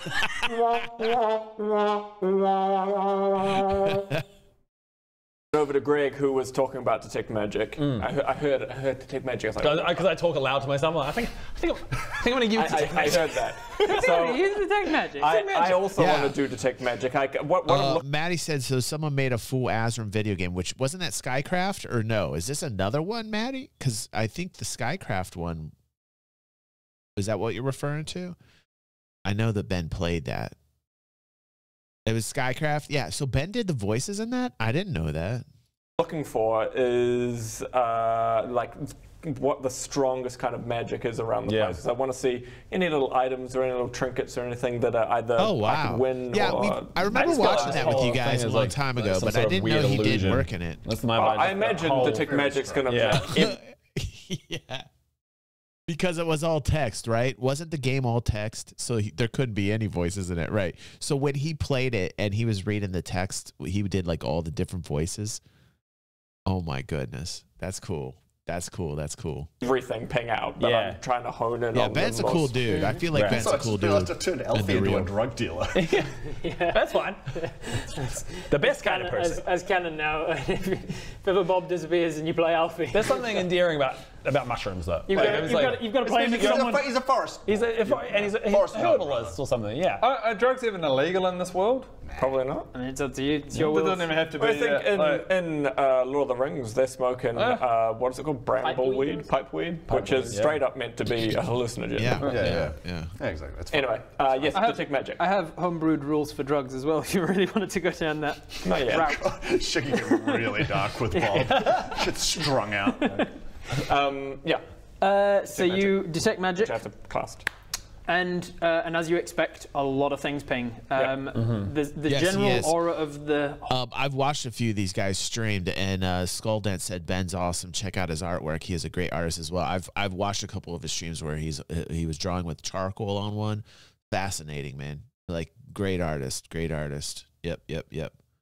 Whole carnival, the ground and everything, is kind of this low-level enchantment magic. There's illusion magic over a lot of the tents. The tent fronts seem to be illusionary for the most part. You look around like stalls at the different games, and you see that the and I'm sorry to keep interrupting, but we're also Viva La Dirt League fans here, so we like to share this information as we watch. But Ben draws on his stream. I've seen Alan stream, I believe, PUBG. Rowan, I heard, plays guitar. I saw one Rowan stream, and he was being Rowan, and it was so great. He was being so funny. He was talking about something. It was like a story. It was fascinating. And I heard Rowan plays guitar on stream. But does Adam stream? I don't know if Adam streams. Rowan usually games, yeah. But on this one, the one I watched with Rowan, he was like in his bedroom, and he was talking about something. I can't remember exactly what, but I remember that I thought it was pretty funny. It was like a story. Does Adam stream? What does Adam stream? I would like to see Rowan play guitar. You guys have been telling me Rowan plays guitar because I'm a guitar player. I would like to see the skills. I wonder what Adam streams. Oh, probably games, huh? Oh, really? Oh, BG3. Okay. All right. Cool. Shooting range does have a magical arrow in a quiver. A couple of them, in fact. I'll have to catch Adam's stream. She's the only one. Seems like. Can I look like Adam? Adam is the only one I haven't watched yet, like stream yet. I'll check out Adam's stream if he's playing Baldur's Gate. That's cool. Coins and see if they're real. The coins that I won from the casino. Yeah, you look at them. There's no. He seems like a really big Dungeons and Dragons player. Yeah, we both did. It was like, and then we did it. We high five. Yeah. Look, I know what's going on here. What's going on here? You want me to cast Detect Magic for you because I'm the most awesome sorcerer in the land. I know. No, that's okay. I know. I got it. That's okay, I got it. What do you mean you've got it? Yeah, I'm just about to cast Detect Magic myself, so, But you're a garlic farmer. You can't cast Detect Magic. I'm a very skilled and proficient garlic farmer. What's this? Done. Yeah, they don't. There's no enchantment or illusion or magic or anything. I think the coins. You seem to have won them properly. That means I would have only pretend lost money. Yeah. No, you really lost money. No, they would have still taken your money. You would have lost the real money and only gained pretend money. But you didn't even pretend win. you just actually You just real lost. No. I just real lost. What? You didn't know I could do that? What? Yeah. How do you do that? With my daggers. Yeah, I'm looking for good prizes at the various stalls. It doesn't seem like there's many. There is a ring at the Booking Bronco in the. There's a prize like desk, kind of like at a. You watched Dave the Diver on the morning show. That particular game. Get tickets and things, like the kids casinos. It's kids casinos. No, I know what you mean. You know, like what I mean? Just the counter, the front counter. Yeah, one of those. The place. Yeah. What are they called? Ticket. No. Arcade. Arcade is the word. I was like at an arcade. I was like, I don't think there is a specific name for a ticket booth in an arcade. Kids casinos. Arcade is the word I was looking for. Yeah. It's like an arcade where there's got like the prizes on the desk and things. Nothing. One of them is a ring sitting on like a velvet cushion. I go over to it and have a wee look and try and divine whether or not it's good or not. You have a little look at it. It seems to be of the Abjuration School of Magic, which you know to be like the protective School of Magic. Oh yeah.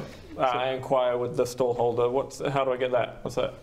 How do I? What's this? How do I win this? I win this. That's the prize for if you win the Booking Bronco competition throughout the entire time of the festival. If you have the best time the whole time of the festival, by the end you get the. Okay, is it available now? I want to give it a go. It is, yeah. It costs to entry though. How much to enter? It costs you 5 silver to enter. 5 silver, okay. Is it available now? Okay, so here's how I'm going to say this is going to go down. And I could be completely wrong and reading too much into this and overthinking this, but I'm thinking Adam's going to pay the price to get in the rodeo, and then he's going to convince Bodger to ride it because Bodger's the barbarian and probably has better athletic skills. So he's going to try and convince Bodger to ride the Booking Bronco, and maybe Bodger's going to wonder about like the split, like how's the money going to go, Bear Dune. So I could be wrong. This is my own imagination right now. Oh, it is. You are led over to the Booking Bronco machine. I'm really nervous. I'm very nervous. I wonder over watch. I'm very nervous about this. I really want to do well. Oh God, I need to do a nervous pee. I need to do a nervous pee. Excuse me, I don't want to go yet. I quickly nip off behind a tent and cast Major Image. Awesome. I just need to go for a wee. I'm so nervous. It's so exciting. Oh, that's scandalous. Oh, that's scandalous. He metagamed it. Major Image.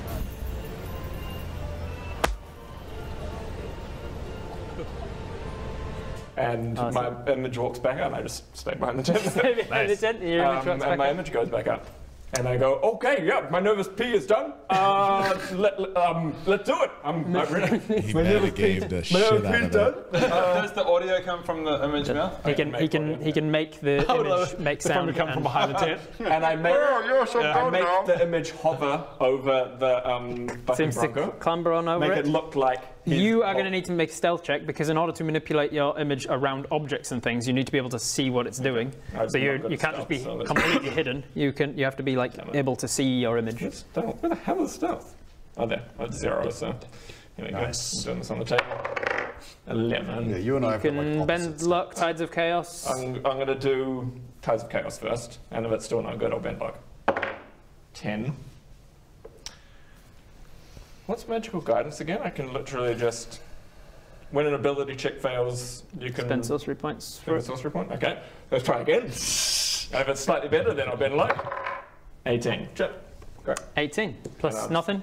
Yeah, 0. And then because you cast a spell, can you roll your wild check? No. All right. So you cast your spell, no wild surge happens, and then you try and remain stealthy, and you like peer around the tree, and a piece of the bark that you're holding onto starts to crack off, and you sort of bend luck to your will. You give yourself your magical guidance, and you let go of it just before it crunches off and makes some noise. And so you like stealthed as best you can behind this tree, watching the bucking bronco image. And basically, my plan is to make him stay on for essentially until I just kind of get bored and then go, oh, fine, he falls off. So it starts off relatively slowly, and I'm just watching it going, go, Baradone, go! Can you make a performance check, please, as you are manipulating this thing to look like you are... He's having great fun. It's moving as the bronco moves. 11, and then I'm going to bend luck, give it a little bit more. 4 and plus 3, so 15. Okay, so this bend luck, it's interesting. Bend luck can normally only be used on another creature, not yourself. But let's face it, Baradune is self-absorbed enough to find a way to make it work on himself. I like that they added that. That's good. He's doing 18. 18. All right, so it is good. You genuinely are convinced that Baradune's doing this thing, and he's doing it well. He's like, holy crap, Baradune! Stays on for a good 20 seconds. You've been watching this thing long enough to know that most people are falling off before like 20-ish seconds. Stays on for 20 seconds, 25, 30 seconds. Yep, here we go. Let's stay on. You look like you're on top of it, yes. Wow. This is great. That's not bad. Oh, Baradune. He's been doing it for a long time. He's doing really well. Yes. Oh my god, this is easy. These stupid idiots.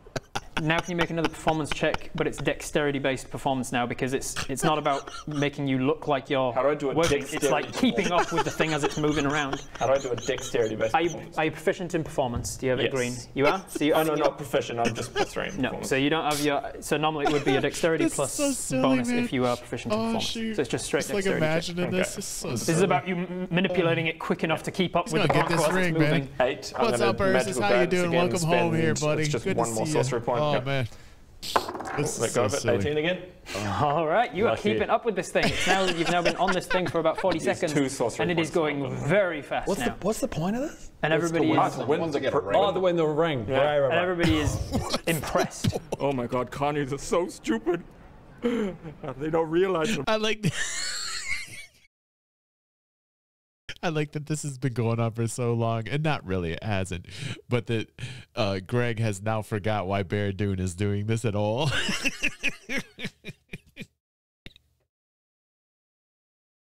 I'm doing this. Is that like a record? Like, I'm pretty sure it must be, right? Yeah, oh wow, I think he just broke the record. Wow. Wow. It's going to just end up being a carny ring. Right. You're right, watching, Maddie. right? Can you make an It's all insight check, one please? big joke, this place, right? That's why I said 15. this whole...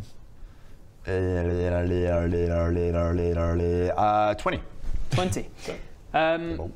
You look over to the guy who's running this thing, a burly human dude, and he's impressed. He goes from like, oh yeah, this guy's pretty good, to like, whoa, this guy's really good, to like, holy and then into like, wait a minute. And it's now getting to the point of nobody has lasted longer than 30 seconds so far, and this guy's breaching 45, 50 seconds. He's looking for what's going on here. Right. And you do with that what you will. Impressive. Come on, Baradune. You gotta get your image to flop off of this well thing. done, Baradune. It's simply magical that you've stayed up that long.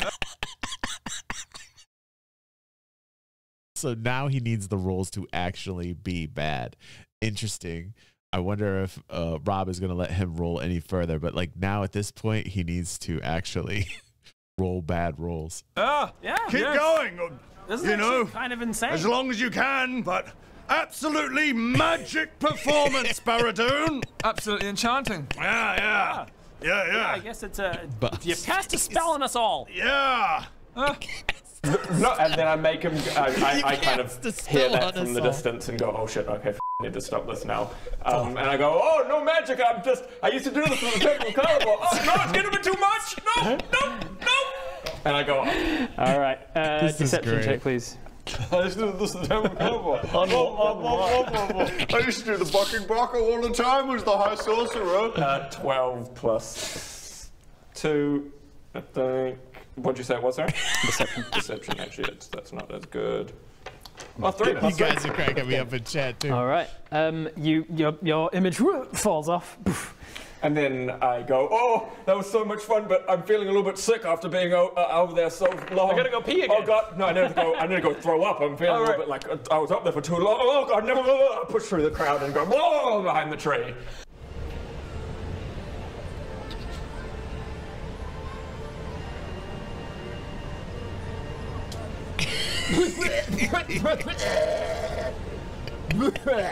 I drop it and come back going, oh God, oh sorry, I apologize. That was very undignified of me throwing up after that. Wow. It was impressive to say the least, mate. Yeah, well, yeah, being up there for so long. Really, I need to shake the hand of someone who works that way. Oh, lucky. Good save. Yeah. Yes, right. Yeah, in fact, I think Mr. Witch would like to hear about the achievement.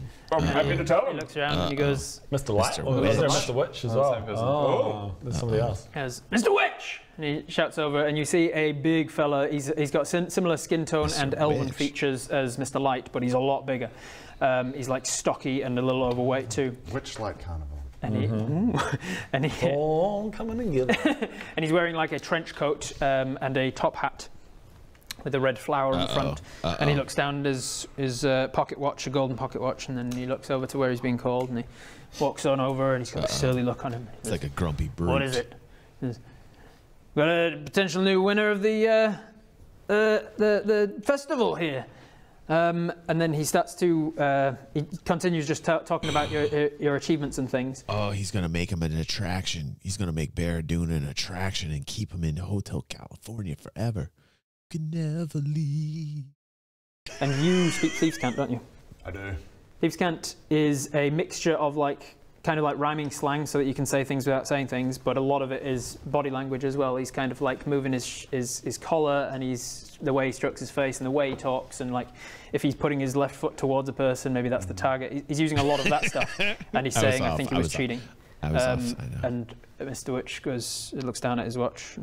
Oh, that's a good point, Maddie. I was right there. I got to get better. I will only get better from this point on. Good ring of protection. It'll serve you well. Lie. It will only get worse and worse, actually. And then he says back to him in Thieves' Cant, but I like that. That's good, Maddie. And then turns and leaves. You don't catch any of that because you don't speak Thieves' Cant. Right. It just seems to you like they had a normal conversation where he was like congratulating him, Mr. Witch was like, good job. I telepath into Baradun's head as I smile and watch them go. And I telepath into Baradun's head and goes, that was very close. Consider yourself lucky that okay, thank you very much. Don't do it again. Oh, that's okay. I only want to do it once. They're going to be watching you, so be careful. And he walks over to He's talking to nobody now. There's nobody there. The two of us are just talking, like I'm thinking and he's talking, and the way he goes. He walks over to the chalkboard and he puts up 52 seconds, and you see the next one down was 25. I wish I'd looked at the So I look at that and I go, yeah, push that one a little hard. You didn't ask like how long's the current leader. I didn't. But again, it has to be like the best one out of the entire carnival. So yeah, I feel like that's right on the limit. Like that is, if you had stayed on there another few seconds, I would have been like, nah, that's bullshit. So, there's a person doing strange sounds over there. You ready to go back to hang with me? Okay, we're gonna watch the next one here. Gotta go to the little boys' room. I will be right back. If I miss anything super important, let me know. I'll be right back, everybody. Welcome to the Witchlight Carnival. Have you got popcorn? Hi, Alfie. Hello. How's it going? I'm off to the gambly place. Right. Not having fun. What can I do for you to make you have fun?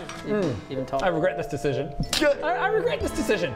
Baradun, you're absolutely smashing it. I don't know what kind of magic you're using, but you're doing it really well. Oh my god, carnies are so stupid.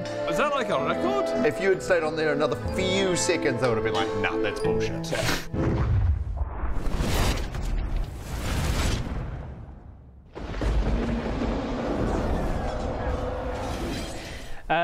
The rest of you, what are you guys doing? More gambling? There are other. I'm going to get some of that bloody popcorn. More popcorn, yes. Popcorn. You get I haven't had it yet. You get some popcorn, costs you a copper piece, and you. I wonder if there's one of those. Ding! There definitely is. Oh, yes. one of those. Yeah, good call. With the hammer? Can I say one of those? There Does is. it have a prize? There is now. Yep. So for the popcorn and the thing, mark off a silver piece, and then make an athletics check. So I don't even gold piece. What's GP? Is it gold? GP is gold. 10 silver to a gold. There's a whole, so you can a break whole place where I can be storing this. There 60 is. what I've got. When I give you. I don't have any silver, so I'll tell. So just take off a gold and add 9 silver. You're breaking it for change. 59 and 9. Sorry, like, you know, when I gave you the fisherman's 9 silver and 6 copper in a few episodes ago, and you're like, it's not even worth putting it in. It's for reasons like this, so that you can actually use it when I'm saying, like... Sorry, how much was my silver as well? I didn't actually pay the entry fee in the end. I think it was 5 silver for your entry. Okay, so... Yeah. Which, if you end up with a ring of protection from it, is a bargain. To say is there a prize for this this thing? Oh, did Nikki go? This is... I didn't get to say goodbye to Nikki. Shoot. Just bragging rights. Yeah, that's good. There you go. She's a manager. She's got managed people, so she's got to get her sleep. Plus athletics. Okay, what I missed? What's going on here? 16. He's playing the games. He's playing the games. Well, win. Okay. Ringing that bell. Yep, you smack the machine, it hits the bell. You feel like you could probably do better. Hey. But you don't. No, not quite so good. And again. Oh, God. Ping! Only halfway up this time. One more. Yeah, go for it. I mean, there you go. That's your life, Doug. You did a few more. One. That's the one. Anyway, you get tired. Smack yourself on the foot. This one you just miss the thing in it. This is dumb. This has been dumb. This has been shit. With the I can finish there. I think I'm done. Oh, you got, I'm going to go some... Started well. Cut them on popcorn. Started well. I'm ready to go to... Should we hit back to Hanood? Shall we have a real quick... Yeah. Back to Hanood. Should we have a real quick chat? I mean, yeah, let's leave. Wait a minute. Let's leave. Let's go have a... Well, I don't want to... who's nearby? I asked and one of the attendants how long the carnival's going for, because I want my ring. Oh, yeah. As you are looking around to see somebody to ask this, you see a person staring at you from the shadows. They are a kenku, which you are familiar with. They are a kangaroo. Yeah, they're a kangaroo. They're a kenku, which is a crow person, but they don't have wings. They are flightless crows, and she is staring at you from the shadows. And then she opens her mouth, and you hear. And it sounds like somebody trying to get a cat to come across. PlayStation 5. Let's go. We have space. 5 times. Oh, PS. I was like, so, there's a person doing strange sounds over there. You ready to go back to Hanood? I sidle on over and go, what's going on? Engaging. What's going on? She opens her mouth and you hear a deep human voice say, "I see what you did." Oh. Well, what did I do? You were cheating. No, I wasn't. Is this Ashton Kutcher? No, you know that kenkus can only speak through mimicry of other voices and things. What are we calling these kenkus? Intimidate. Don't you tell anyone. Oh, okay. I didn't know you walked over as well. Hey, but apparently okay. Bodger's there now. Bodger. I've walked over. No, yeah, intimidate. Good, thanks, Bodger. I appreciate it. I'm going to intimidate. God. 16 plus 5. Oh, you're not going to tell anyone, are you? Like I said, I'm still learning Dungeons and Dragons like this. It looks like kenku. Where's it at? Oh no, I don't see it. Why? It didn't come up. Maddie, do you got a link for that? I'm kind of curious what's going on here. What the hell this thing is? Good on you. Good on you. I didn't know you were in the scene, but good on you. Here we go, kenku. One of the monsters. A race of flightless avian humanoids. Oh my goodness. They tended to be selfish and seek. You notice there's a lot of these kind of bird-like creatures around this area, which is interesting. They tended to be selfish and secretive in nature and were often engaged in plots to acquire wealth and power. They operated in small gangs and often lived in large human cities, especially in southern Faerun, where they worked as spies, assassins, or thieves. Kenku. Check out this thing, man. Look at the artwork, man. Dungeons and Dragons has the best damn artwork in the world. You know, the things that the Dungeons and Dragons always draws me in. Their artwork is just off the wall fantastic. Always, man. So killer. Problem solved. And then you hear a woman, so like Bumblebee in the first Transformers movie. Okay, cool, cool. I'll scratch your back, you scratch mine. Crazy, isn't it? That thing was crazy looking. God. She says, Mr. Witch and Mr. Light, and she says Thank so you, in their voices, as if they've introduced I gotta make sure I save that for the description. And then says in a different voice, "Are causing me trouble." I've lost my powers recently. I wander off over as well. Going, what's going on? She says, I've lost my powers recently. And she does a thing with her feathered hands, almost like she's trying to summon a spell, and it's not working. She says, "My archfey is in trouble. And I've lost my powers." Bloody old, like old dwarf mate. You, so you're a warlock? No. Got a patron thing? Yeah. Yeah. Right. I know all about it. Then I found the right people. Well, I don't know about that. What's the name of your patron again? I think I wrote it down, but maybe I didn't. Zybiln. Oh, I didn't write it down. Is that different? That feels different. I think that's what... It's the same name that the dwarf gave you. I think that's the same. I eventually found it. I think that's the same, yeah. Zybiln, she says, in a deep, sort of authoritative female voice. And then she says, "Mr. Witch and Mr. Light, they seem to know more about this than they're letting on. And I want to find out what they know about Zybilna." Why do you talk funny? Because they can only mimic. Okay, Zybilna, man, we're learning a lot in this right now here. So I'm going to save this one too. So this is quite interesting. Igwilv, also known as Tasha or Natasha in the alias Zybilna, was an Orthian archmage and demonologist. She famously wrote the I can't even, are you trying to kid me with this word? That's not it? No, that's not Maddie saying no. Okay, erase that. Things before we go agree to this, can you please tell me a bit more about... Like, I'm being too smart about this. Is that what you're saying? Maddie's like, wait a second. This is the first time this has ever happened on our adventure. DG is actually looking something up ahead of time and researching it. God, I always expected that DG would never be this smart. How dare that he actually spoil himself. I would do that because I'm also known as a banana fountain. I would even spoil myself. Banana fountain.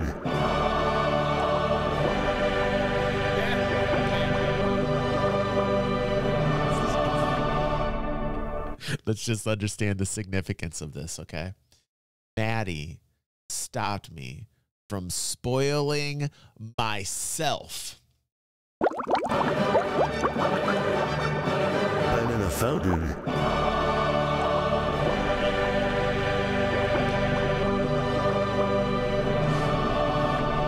Significance, the amazingness. Zybiln. What are they? Literally right limitless. just really giving up. I almost spoiled my own self. I realized I said all I wanted to, but then kept talking. So, Zybilna, tell me about her and what she's like. And so should I read it, Maddie? I don't know. You got me all confused. The things with the other ones. Trying to read Tell me about Verdun and the patron and the... and the way that Zybilna is with the things that Zybilna does. Okay. Tell me about that. You could have said that more efficiently. Yeah, no, I probably just with the first question I asked. Yes. Because it's irritating for me to speak as a Kenku, everything she's saying is a mixture of other people's voices stitched together. No, that won't do. Well, continue in Rob's voice. She says, Zybilna's an archfey. She lives in the Iwolan forest, and she is a patron to many warlocks.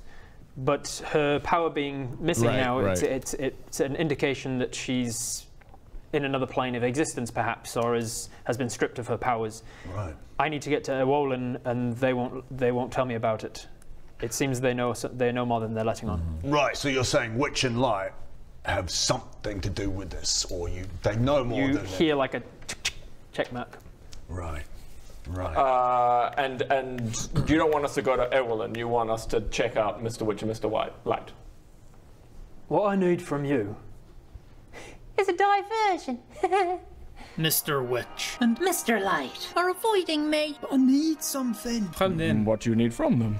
I need you to create a big enough commotion that they're forced to talk to me.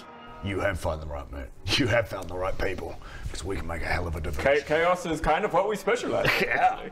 Yeah. In a funny kind of way. She seems to want for you to disrupt the carnival as much as possible, so that they have. It's like 3 people it's trapped more in one. trouble than it's worth. It's like she's or it's like that thing is 3 people trapped in one or something. You know, it's crazy. For them to keep ignoring her. It's like multiple personalities. Like, fine. Stop up the carnival and we'll tell you what you want. Why are we sorry? Why are we helping her? Because otherwise she'll dob you in that you've been cheating. And right. Okay. Hey, Bob. Yo. Yeah, mental pathway. Yeah. So then I start thinking, I don't want to do anything that may look like magic, so because I still want that ring. So yeah, right. Anything we do needs to be physical. Maybe we start a bar fight. Who knows? Wait, what? What? I need to learn more about this. Maddie's saying, no, they can only repeat voices to talk, so each phrase is something they've already heard before they mimic. Oh my goodness. It's like a talking parrot. Okay, now... Given a mission to create as much chaos in this carnival as possible. Okay, but we can't use magic, because if I use my magic, they can get onto me. That's a very good point. All right, we need to be very careful about how we create this chaos. We need a very reasoned plan. Now I understand the Bumblebee. Now I understand the Bumblebee reference. I can't hear what you're saying. sounds like a conspiracy. I am going to create a whole of chaos. I'm on your page now. What? We were speaking telepathy. I get it. Oh, I assume you were going to tell me to do something chaotic. Okay, so I turn to Cancun or whatever, and I go, so you want us to create a ruckus and then offer an ultimatum to Witch and Light and say, we're going to keep ruckusing unless you help out old Cancun. No, got it in one. Okay. I was going to say no, that something was a diversion, but okay. Right, so how the hell? I light this on fire. All right, you walk over to a stall. Oh my god! I was just about to say, maybe we should sit down and talk about how we do this. As you sit down to talk about it, you're a man of action. But you get silver. You don't have a lighter. You don't have a lighter, but you don't have a tinderbox. So you just walk over to a stall so and you just start. I go, right, guys, okay, let's have a think about. Hey, Bodger, what do you do? Oh my god! And the dwarf at the stall, or at least you assume he's a dwarf. He's got tiny little nubbins of green horns and pointed ears. Oh yeah, there's only probably a man in the place. Dwarves. Hey. And he goes, if you roll up, we've got some more. Wait, could you stop? What are you doing? Are you setting a fire to my tent? Could you not, please? Is this part of something? Am I being punked? Ash, are you around? Could you? No. Oh my god, he set on fire. Oh, we need to do something. We need to do something. Oh god. Hey. Starts to tick. He's like, could you stop it? Hey. And then just to make more. Guards! I just start going.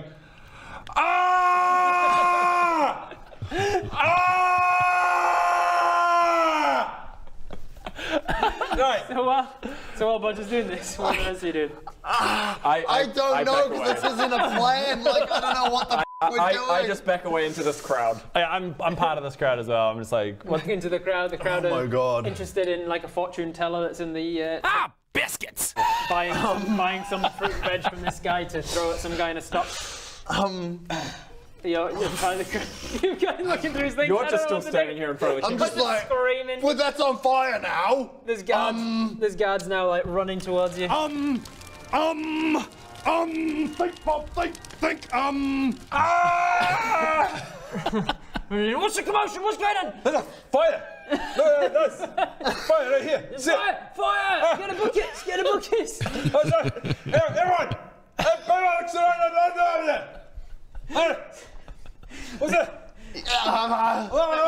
What's Bob doing? Is he just doing this? I'm just like, what? Because we need to basically blackmail Witch and Light, and I don't know how we're going to do that because you just set something on fire and started screaming. They're just going to kill you or something. I thought we're making a distraction, aren't we? Yeah, just causing as much commotion as you can to be a big of an issue for them. All right. Mr. Light comes slinking round the corner with his jester's outfit, and he's like, all right. What's all the commotion about? Why are people not having fun? I telepath into his head, and I go... Into Mr. Light's head? Yeah. Okay. And I say in my demon voice, we're going to cause you a lot of... I like that. I'm going to rewind that, though, because Adam's like, into Mr. Light's head? Are you sure? I go... Into Mr. Light's head? Yeah. Okay. And I say in my demon voice, we're going to cause you a lot of trouble unless you help Cancun, whatever your real name is. Cancun. That's interesting. You didn't get a name. Nobody bothered to ask her. Yeah. Yeah, Cancun. They are. So you're like, we're going to cause a lot of trouble unless you... I quickly go, we're going to cause a lot of trouble unless you help. What's your name? You hear... I'm doing push-ups. When you ask her name, you hear... Kettle. And she goes, close. Jug. Jug. Boil. For the road. Her name's Kettle Steam. Kettle Steam. Okay. We're going to cause a lot of trouble for you and make your life very unpleasant unless you help out Kettle Steam. As he's kind of working, he's sort of looking around, looking. Oh, are you making it? Are you making it obvious that it's you that's saying it? Or are you just doing this through trying to avoid it? Can you make a stealth check, please? Oh, it'll be good. That's a 7, but because I was just reading my Cloak of the Bat, and I get advantage on Dex things on this, don't I? Is that right? Yeah, Dex checks, stealth checks. You have advantage on stealth checks. Yeah, apparently so. Yep. And when you're in an area of delight. Oh, hey, all right, all right. Read your things. Yep. And that is a 6, so I'll take the original. Grants progress. If you want to, as you're trying to stealth your way in, you feel like you could tap into some potential. Yeah, I could. 7, but my stealth is already 9, so that's a 16. So I think that's enough. All right. As you stealth into what are you in this crowd? Yeah. And you're like looking across to Witch Light to make the connection, and then kind of looking down. He looks around because you hear his voice respond. Well, this is an interesting arrangement. Isn't it though? Who am I speaking with? Meanwhile, I've unclasped this horse. I hit it on the butt. Get out! The guard's like, wait, what are you doing? No, it's not in danger of the fire. That's the horse. And this guy's now telling the guard, it was him that set the fire. A horse Wait, what? Did you cause the fire? I cast another major another major image in the crowd, or someone who just kind of like steps into the crowd and goes, "Oh my God, everything's gonna burn down! Oh, chaos!" And I use my mage hand and I undo this guy's trousers and drop them. Hey. I don't know what's going on. I don't know what's going on. All right. This is made for us. Yeah. Firstly, I literally designed an encounter where it's like, cause chaos, everybody, so that you'd have fun with it and be like, yay, we can finally do the thing. I just make the image of a small dwarf with a big beard. So Rob gave them their own stage to act on, you know? Like, that was pretty smart. You know, after everything they've been through, this is kind of like, in a way, it's kind of mellow a bit too, you know. It's like R&R. There's some chaos going on here, but it's manageable. It's somewhat manageable. And now they get to, you know, Rob kind of put this here so that they all kind of like riff off of one another. That's pretty ingenious as a dungeon master. Right, and he runs around. What's he saying, sir? He's shouting, "Oh my God, the entire carnival is going to burn down. It's all going to burn down." Ah, God, ah. Can you roll a percentile for me, please? Oh, where's the other one? There it is. 80. 80. Straight 80. Yep, done on. 80. As you cast this major image, you remember that your tides of chaos earlier. Roger is not manageable at all, also. Oh, yeah? And illusory butterflies and flower petals explode from you in the air within 10 feet of you for the next minute. And then I start going, they've done something with the butterflies! So he's shouting down, they've done something with the butterflies, everybody! Quickly, run! Run! And yeah, my mage hand goes in and then you leisure demand try and drop trout. This guy? Yeah, that guy. I start picking up apples and just start throwing them. The guard's not chasing you down. They're like, what's wrong with this guy? He's like, what are you doing with the fruit? Put the fruit down. I am using actor and dress as Mr. Light. And I'm like, oh, okay, wait, what? All right, so your actor allows you to mimic his voice perfectly because you've heard him speaking for more than a minute now. Yeah. And like pass yourself off with his movements. Yeah. But in order to look like him in his garb and things, you'll need to use something that disguises you in that way. Yeah, right. Do you have any sort of item that disguises yourself? I might have disguised self. Yeah. Do you have anything that might have? Oh, Mask of, there it is. Thank you. I'm going to use my Mask of Familiar Faces. That he stole from an innocent shopkeeper. It was dark days. And it's going to come in handy now. Pearl. Don't get me started talking about Pearl. It was a little bit of confusion. It's going to help maybe. Yeah. Oh so my God. you whip out this mask and you slip it on and you think about his I'm glad Rob said persona. that. You know, I love when he You get yourself into your character. Okay, I'm an actor. I am playing the part. I am the part. Yeah. What's Greg's pre-warm up for his acting? He's a great actor. He's a great actor. How does he get himself? Greg is a wonderful actor. What's the one where you go?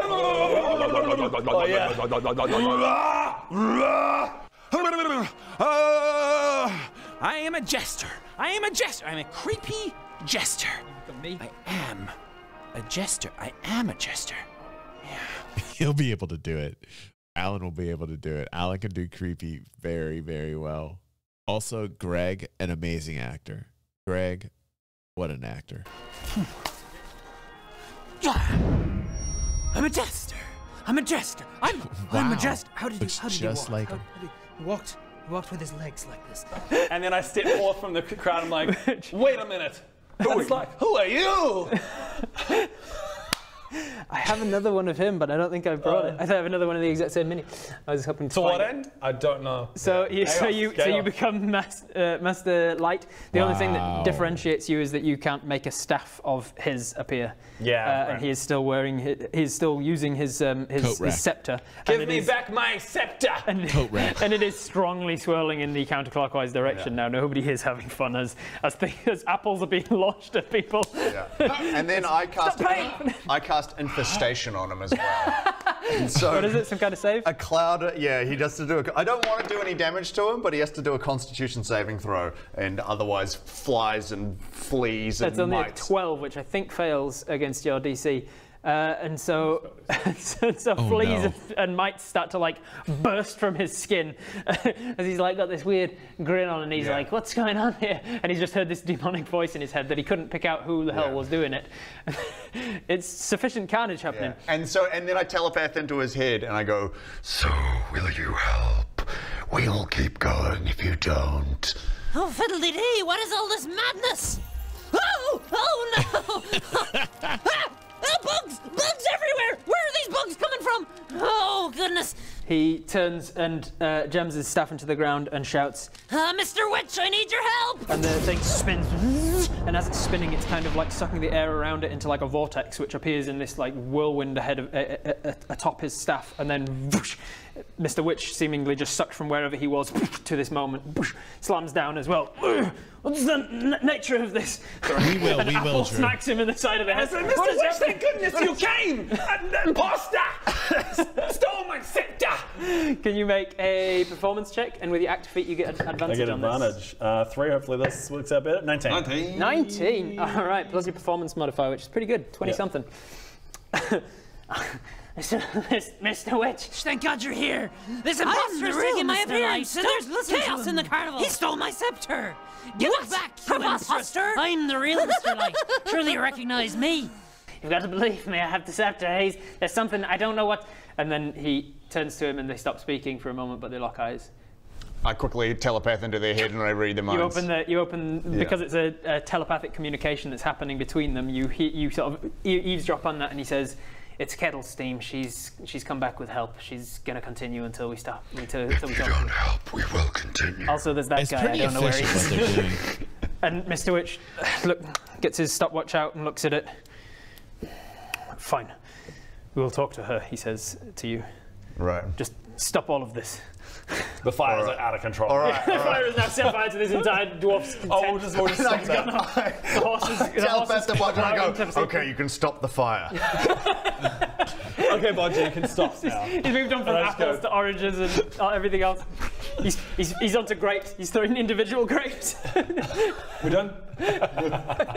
Stop the fire. This crowd's like just moved off down here. But yeah, I telepath into all of our heads and go, okay, it seems like it's working. All right, good. Good work, everybody. Do you just stop? Do you drop it or do you just stop? Yeah, I don't drop it entirely. I just stand and wait. There's a voice appears in your mind, and Mr. Witch looks at you and goes, "So who are you? Are you Kutcha or Asht or someone new?" I sidle off into the crowd. I slink it. I'm copying all those down, man. Into the bush. All right. Can you make a stealth check? And because as you move back into the crowd, you shift your face into somebody else's face. I'll give you advantage on the stealth check. 15. Take 15. Nice. 15 plus your stealth. 17. 17. Nice. Whose face do you pick? You have with the limitation on the Mask of Familiar Faces is it has to be someone that you know or someone you've seen for at least a minute. Take it off, to be honest. So I think could I just take it off? I haven't really. Yeah, I'm just gonna take it off. So you stealth into the crowd, seemingly disappear from him to avoid his questioning.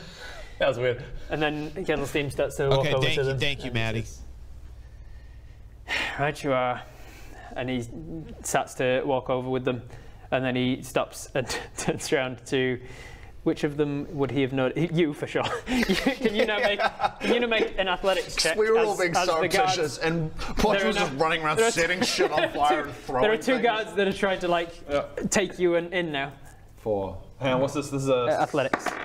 Athletics. Is it? Oh yeah, both of them got better than that. So you are now handcuffed essentially. They've got manacles around you and they're dragging you back over to Witch and Light. And he says, "Who was working with you? Who are you working with? What's it? You set fire to Garrick's tent. Then you throw in apples. Who was the one that dressed like Mr. Was that? Oh, you don't want to talk? Well, I can't believe it. Was Okay. fire? Okay. All right, let's do it this way then. And he walks and he says, "Bring him." And I telepath into his mind. I go, "You'll let him go." He said, "You hear back. Which one were you doing? Witch or Light?" Which is the big burly dude, the thin guy. Big burly dude. And he says, "You'll have to do a lot worse than that to intimidate me." I use intimidation. All right, how are you doing it? What are you saying or doing? So I'm yeah, there's two guards. Yeah. I like how Bodger announces, "I'm doing imitation." Two human guards that are holding intimidation. I just turned to one of them and this is what I say. I go, "I'm going to cut you."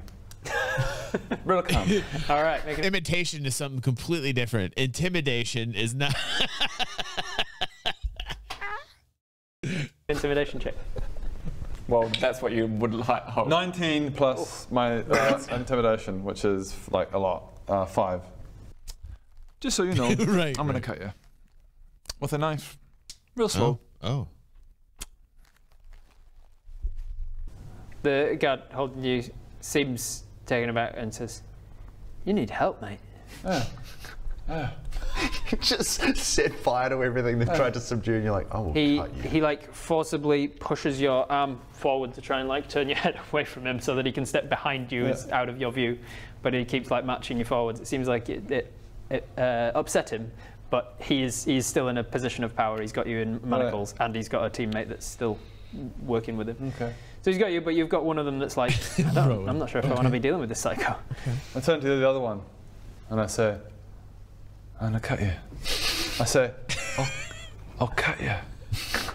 Okay, an intimidation check. 8 plus 5. 13. Oh, they're getting away, guys. They're getting away. That one goes, Mr. Light, can we shut him up And Spike goes, oh yeah, of course. And he points his staff towards you and he gives a wisdom save. We need to do something. Yeah. Yeah, this is not And the wisdom saving throw from you. good. I think it's wisdom. Can you be like, stop, go outside or something? Net 20. Hey, nice. You feel like your mouth is being forcibly closed, but you... Like in the Matrix. And then you... I'm about to potentially rage and start fighting if this continues. Yeah. Oh boy, yeah. This is interesting. This is what this is turning into here. You know, it's been a while since we've been in a situation like this before. This reminds me of the early episodes. I don't. And Rowan would always do this. Like Rowan would always get to this point. Rowan made some actual smart decision-making moves early on. But like very, very early, like Rowan just like dove right into danger. This like reminded me of very beginning episodes. Really want to be seen. I telepath into Light's head and I biscuits. What do I say? I'd say let him go, or he's gonna. Like, I feel like Adam's kind of read on this is right. He's kind of like, I don't know if we should do this, guys. Like, you know, like I don't know what level we're talking about. I don't know what they're going up against. I'm not quite sure if this is the smartest route to take. Yeah. Oh God.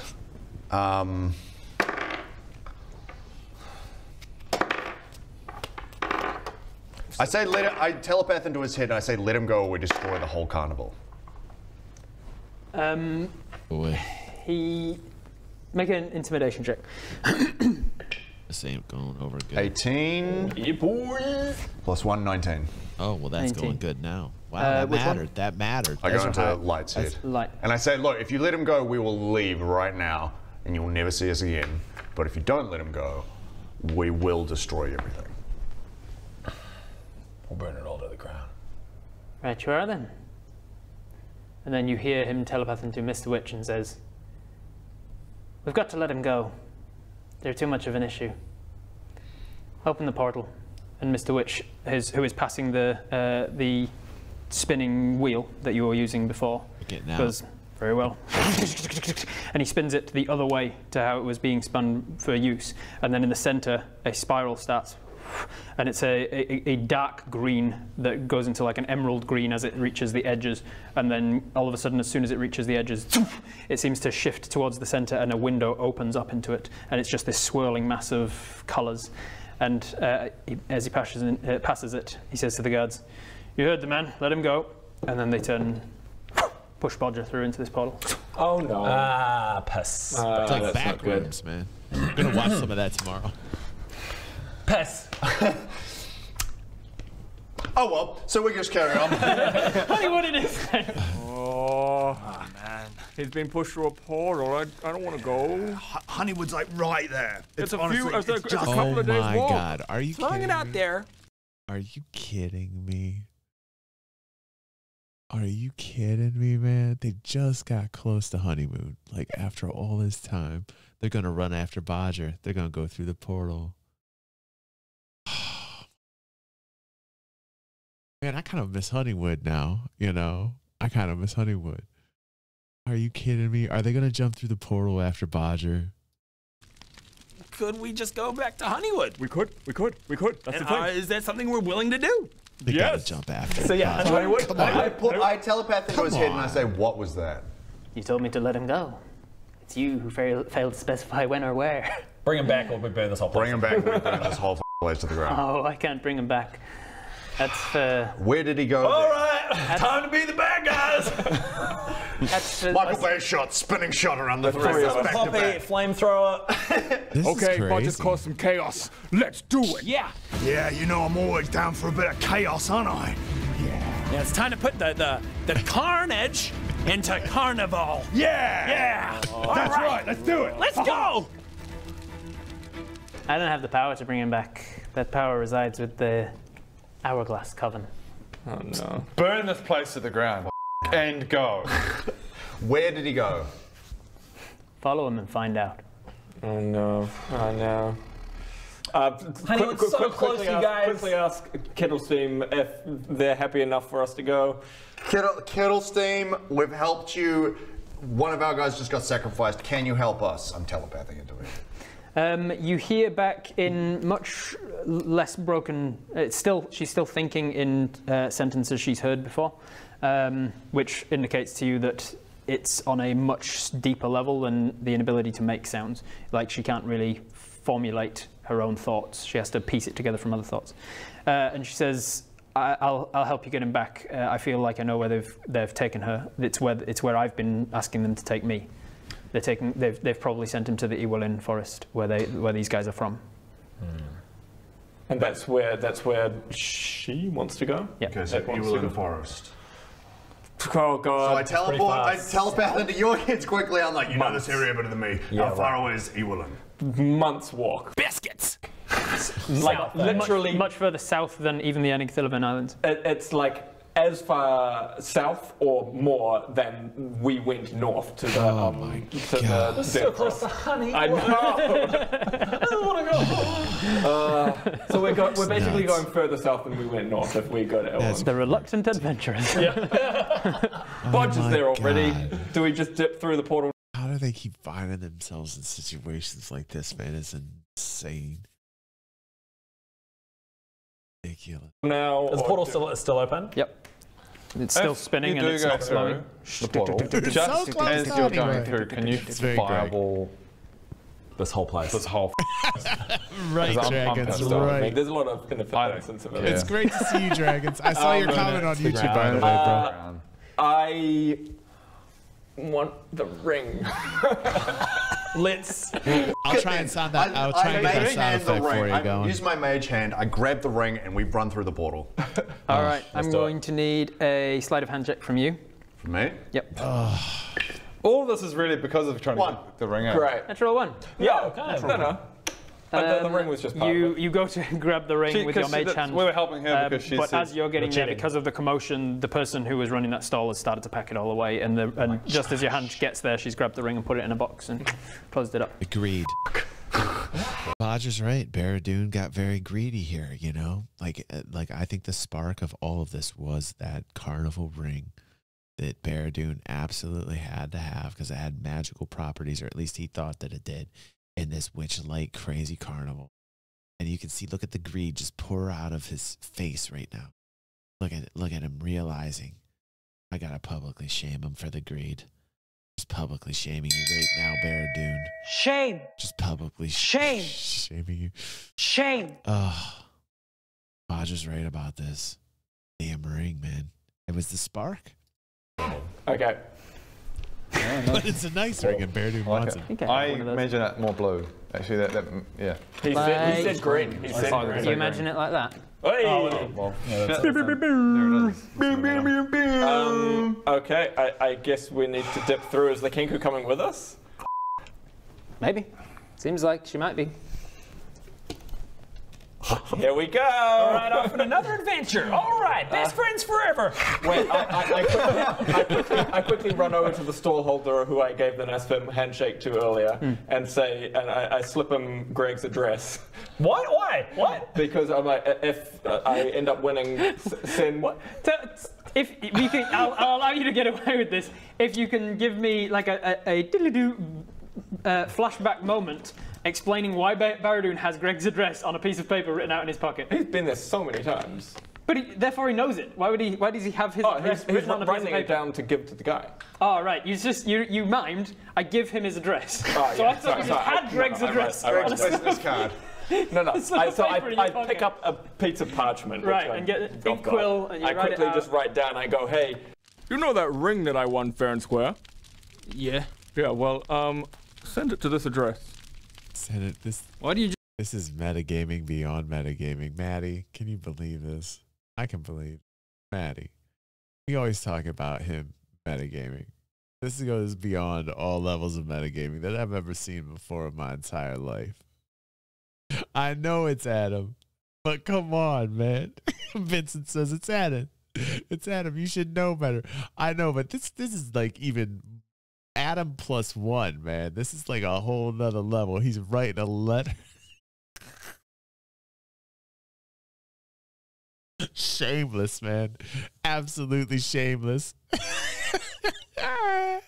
I know this is the highest tier of metagame. You're right. Viperpunk is absolutely right. Viperpunk's like, hey, DG, this is the highest tier of the gaming. I get it, bro. I get it. He's playing the FedEx card, says, what's it? You just have your address on a piece of paper. Ridiculous. My address. And it's Greg's address. Yeah. Yeah. The way you say that makes me think I love this. Thank you for being here today with me, everyone. I'm having a blast. I'm sure giving me whoever's address this isn't going to bite you in the ass later in the campaign. Yeah, right. That ring's going to appear Why like does everything turn into such a cluster? This was designed to every time they cuss. Because I was like, I love that every time they cuss on this particular episode, it's Greg saying biscuits. Because it's a sponsored episode. Everything is biscuits. Like I was just about to say, okay, we should work out a way to cause chaos that doesn't draw attention to us, so they don't know it's us. And Bod's just immediately like, Bob's shoulder, we can see Bodger in the background. just smacking horses on the ass, and just throwing. Let's go through the portal. Let's go through the portal. Then just. Oh my god! All right. I don't want tonight to be over. I'm having too much fun. Okay, everyone, listen. I cannot spoil myself. Even though I did try it, even though I almost spoiled my own self tonight, which is just an epic portion of DG360 history here. This has been a wonderful night. If you're watching on YouTube, don't forget that we do have an amazing adventure ahead of you. If you're new here, you're live. We've been watching these since episode 1. We are just cruising right along, and we are going to get ourselves current on the NPC D&D series by Viva La Dirt League. Please get the message out. If you're watching on YouTube, like and share, subscribe. Get the word out, please. Please, please, please, we need your help here. We want more adventurers coming to the party. We want more fun. We want to keep growing. And thank you, everybody that took the time to show up here live with me. Super appreciate you. God, I don't want tonight to end. You know what I'm saying? I hope I get to see some of you tomorrow on the morning show. We got a crazy show for tomorrow. There's a lot on the platter. So you guys have been super busy. And as always, I hope everyone has a really good night. And thank you. Hopefully see you in the morning. Night all.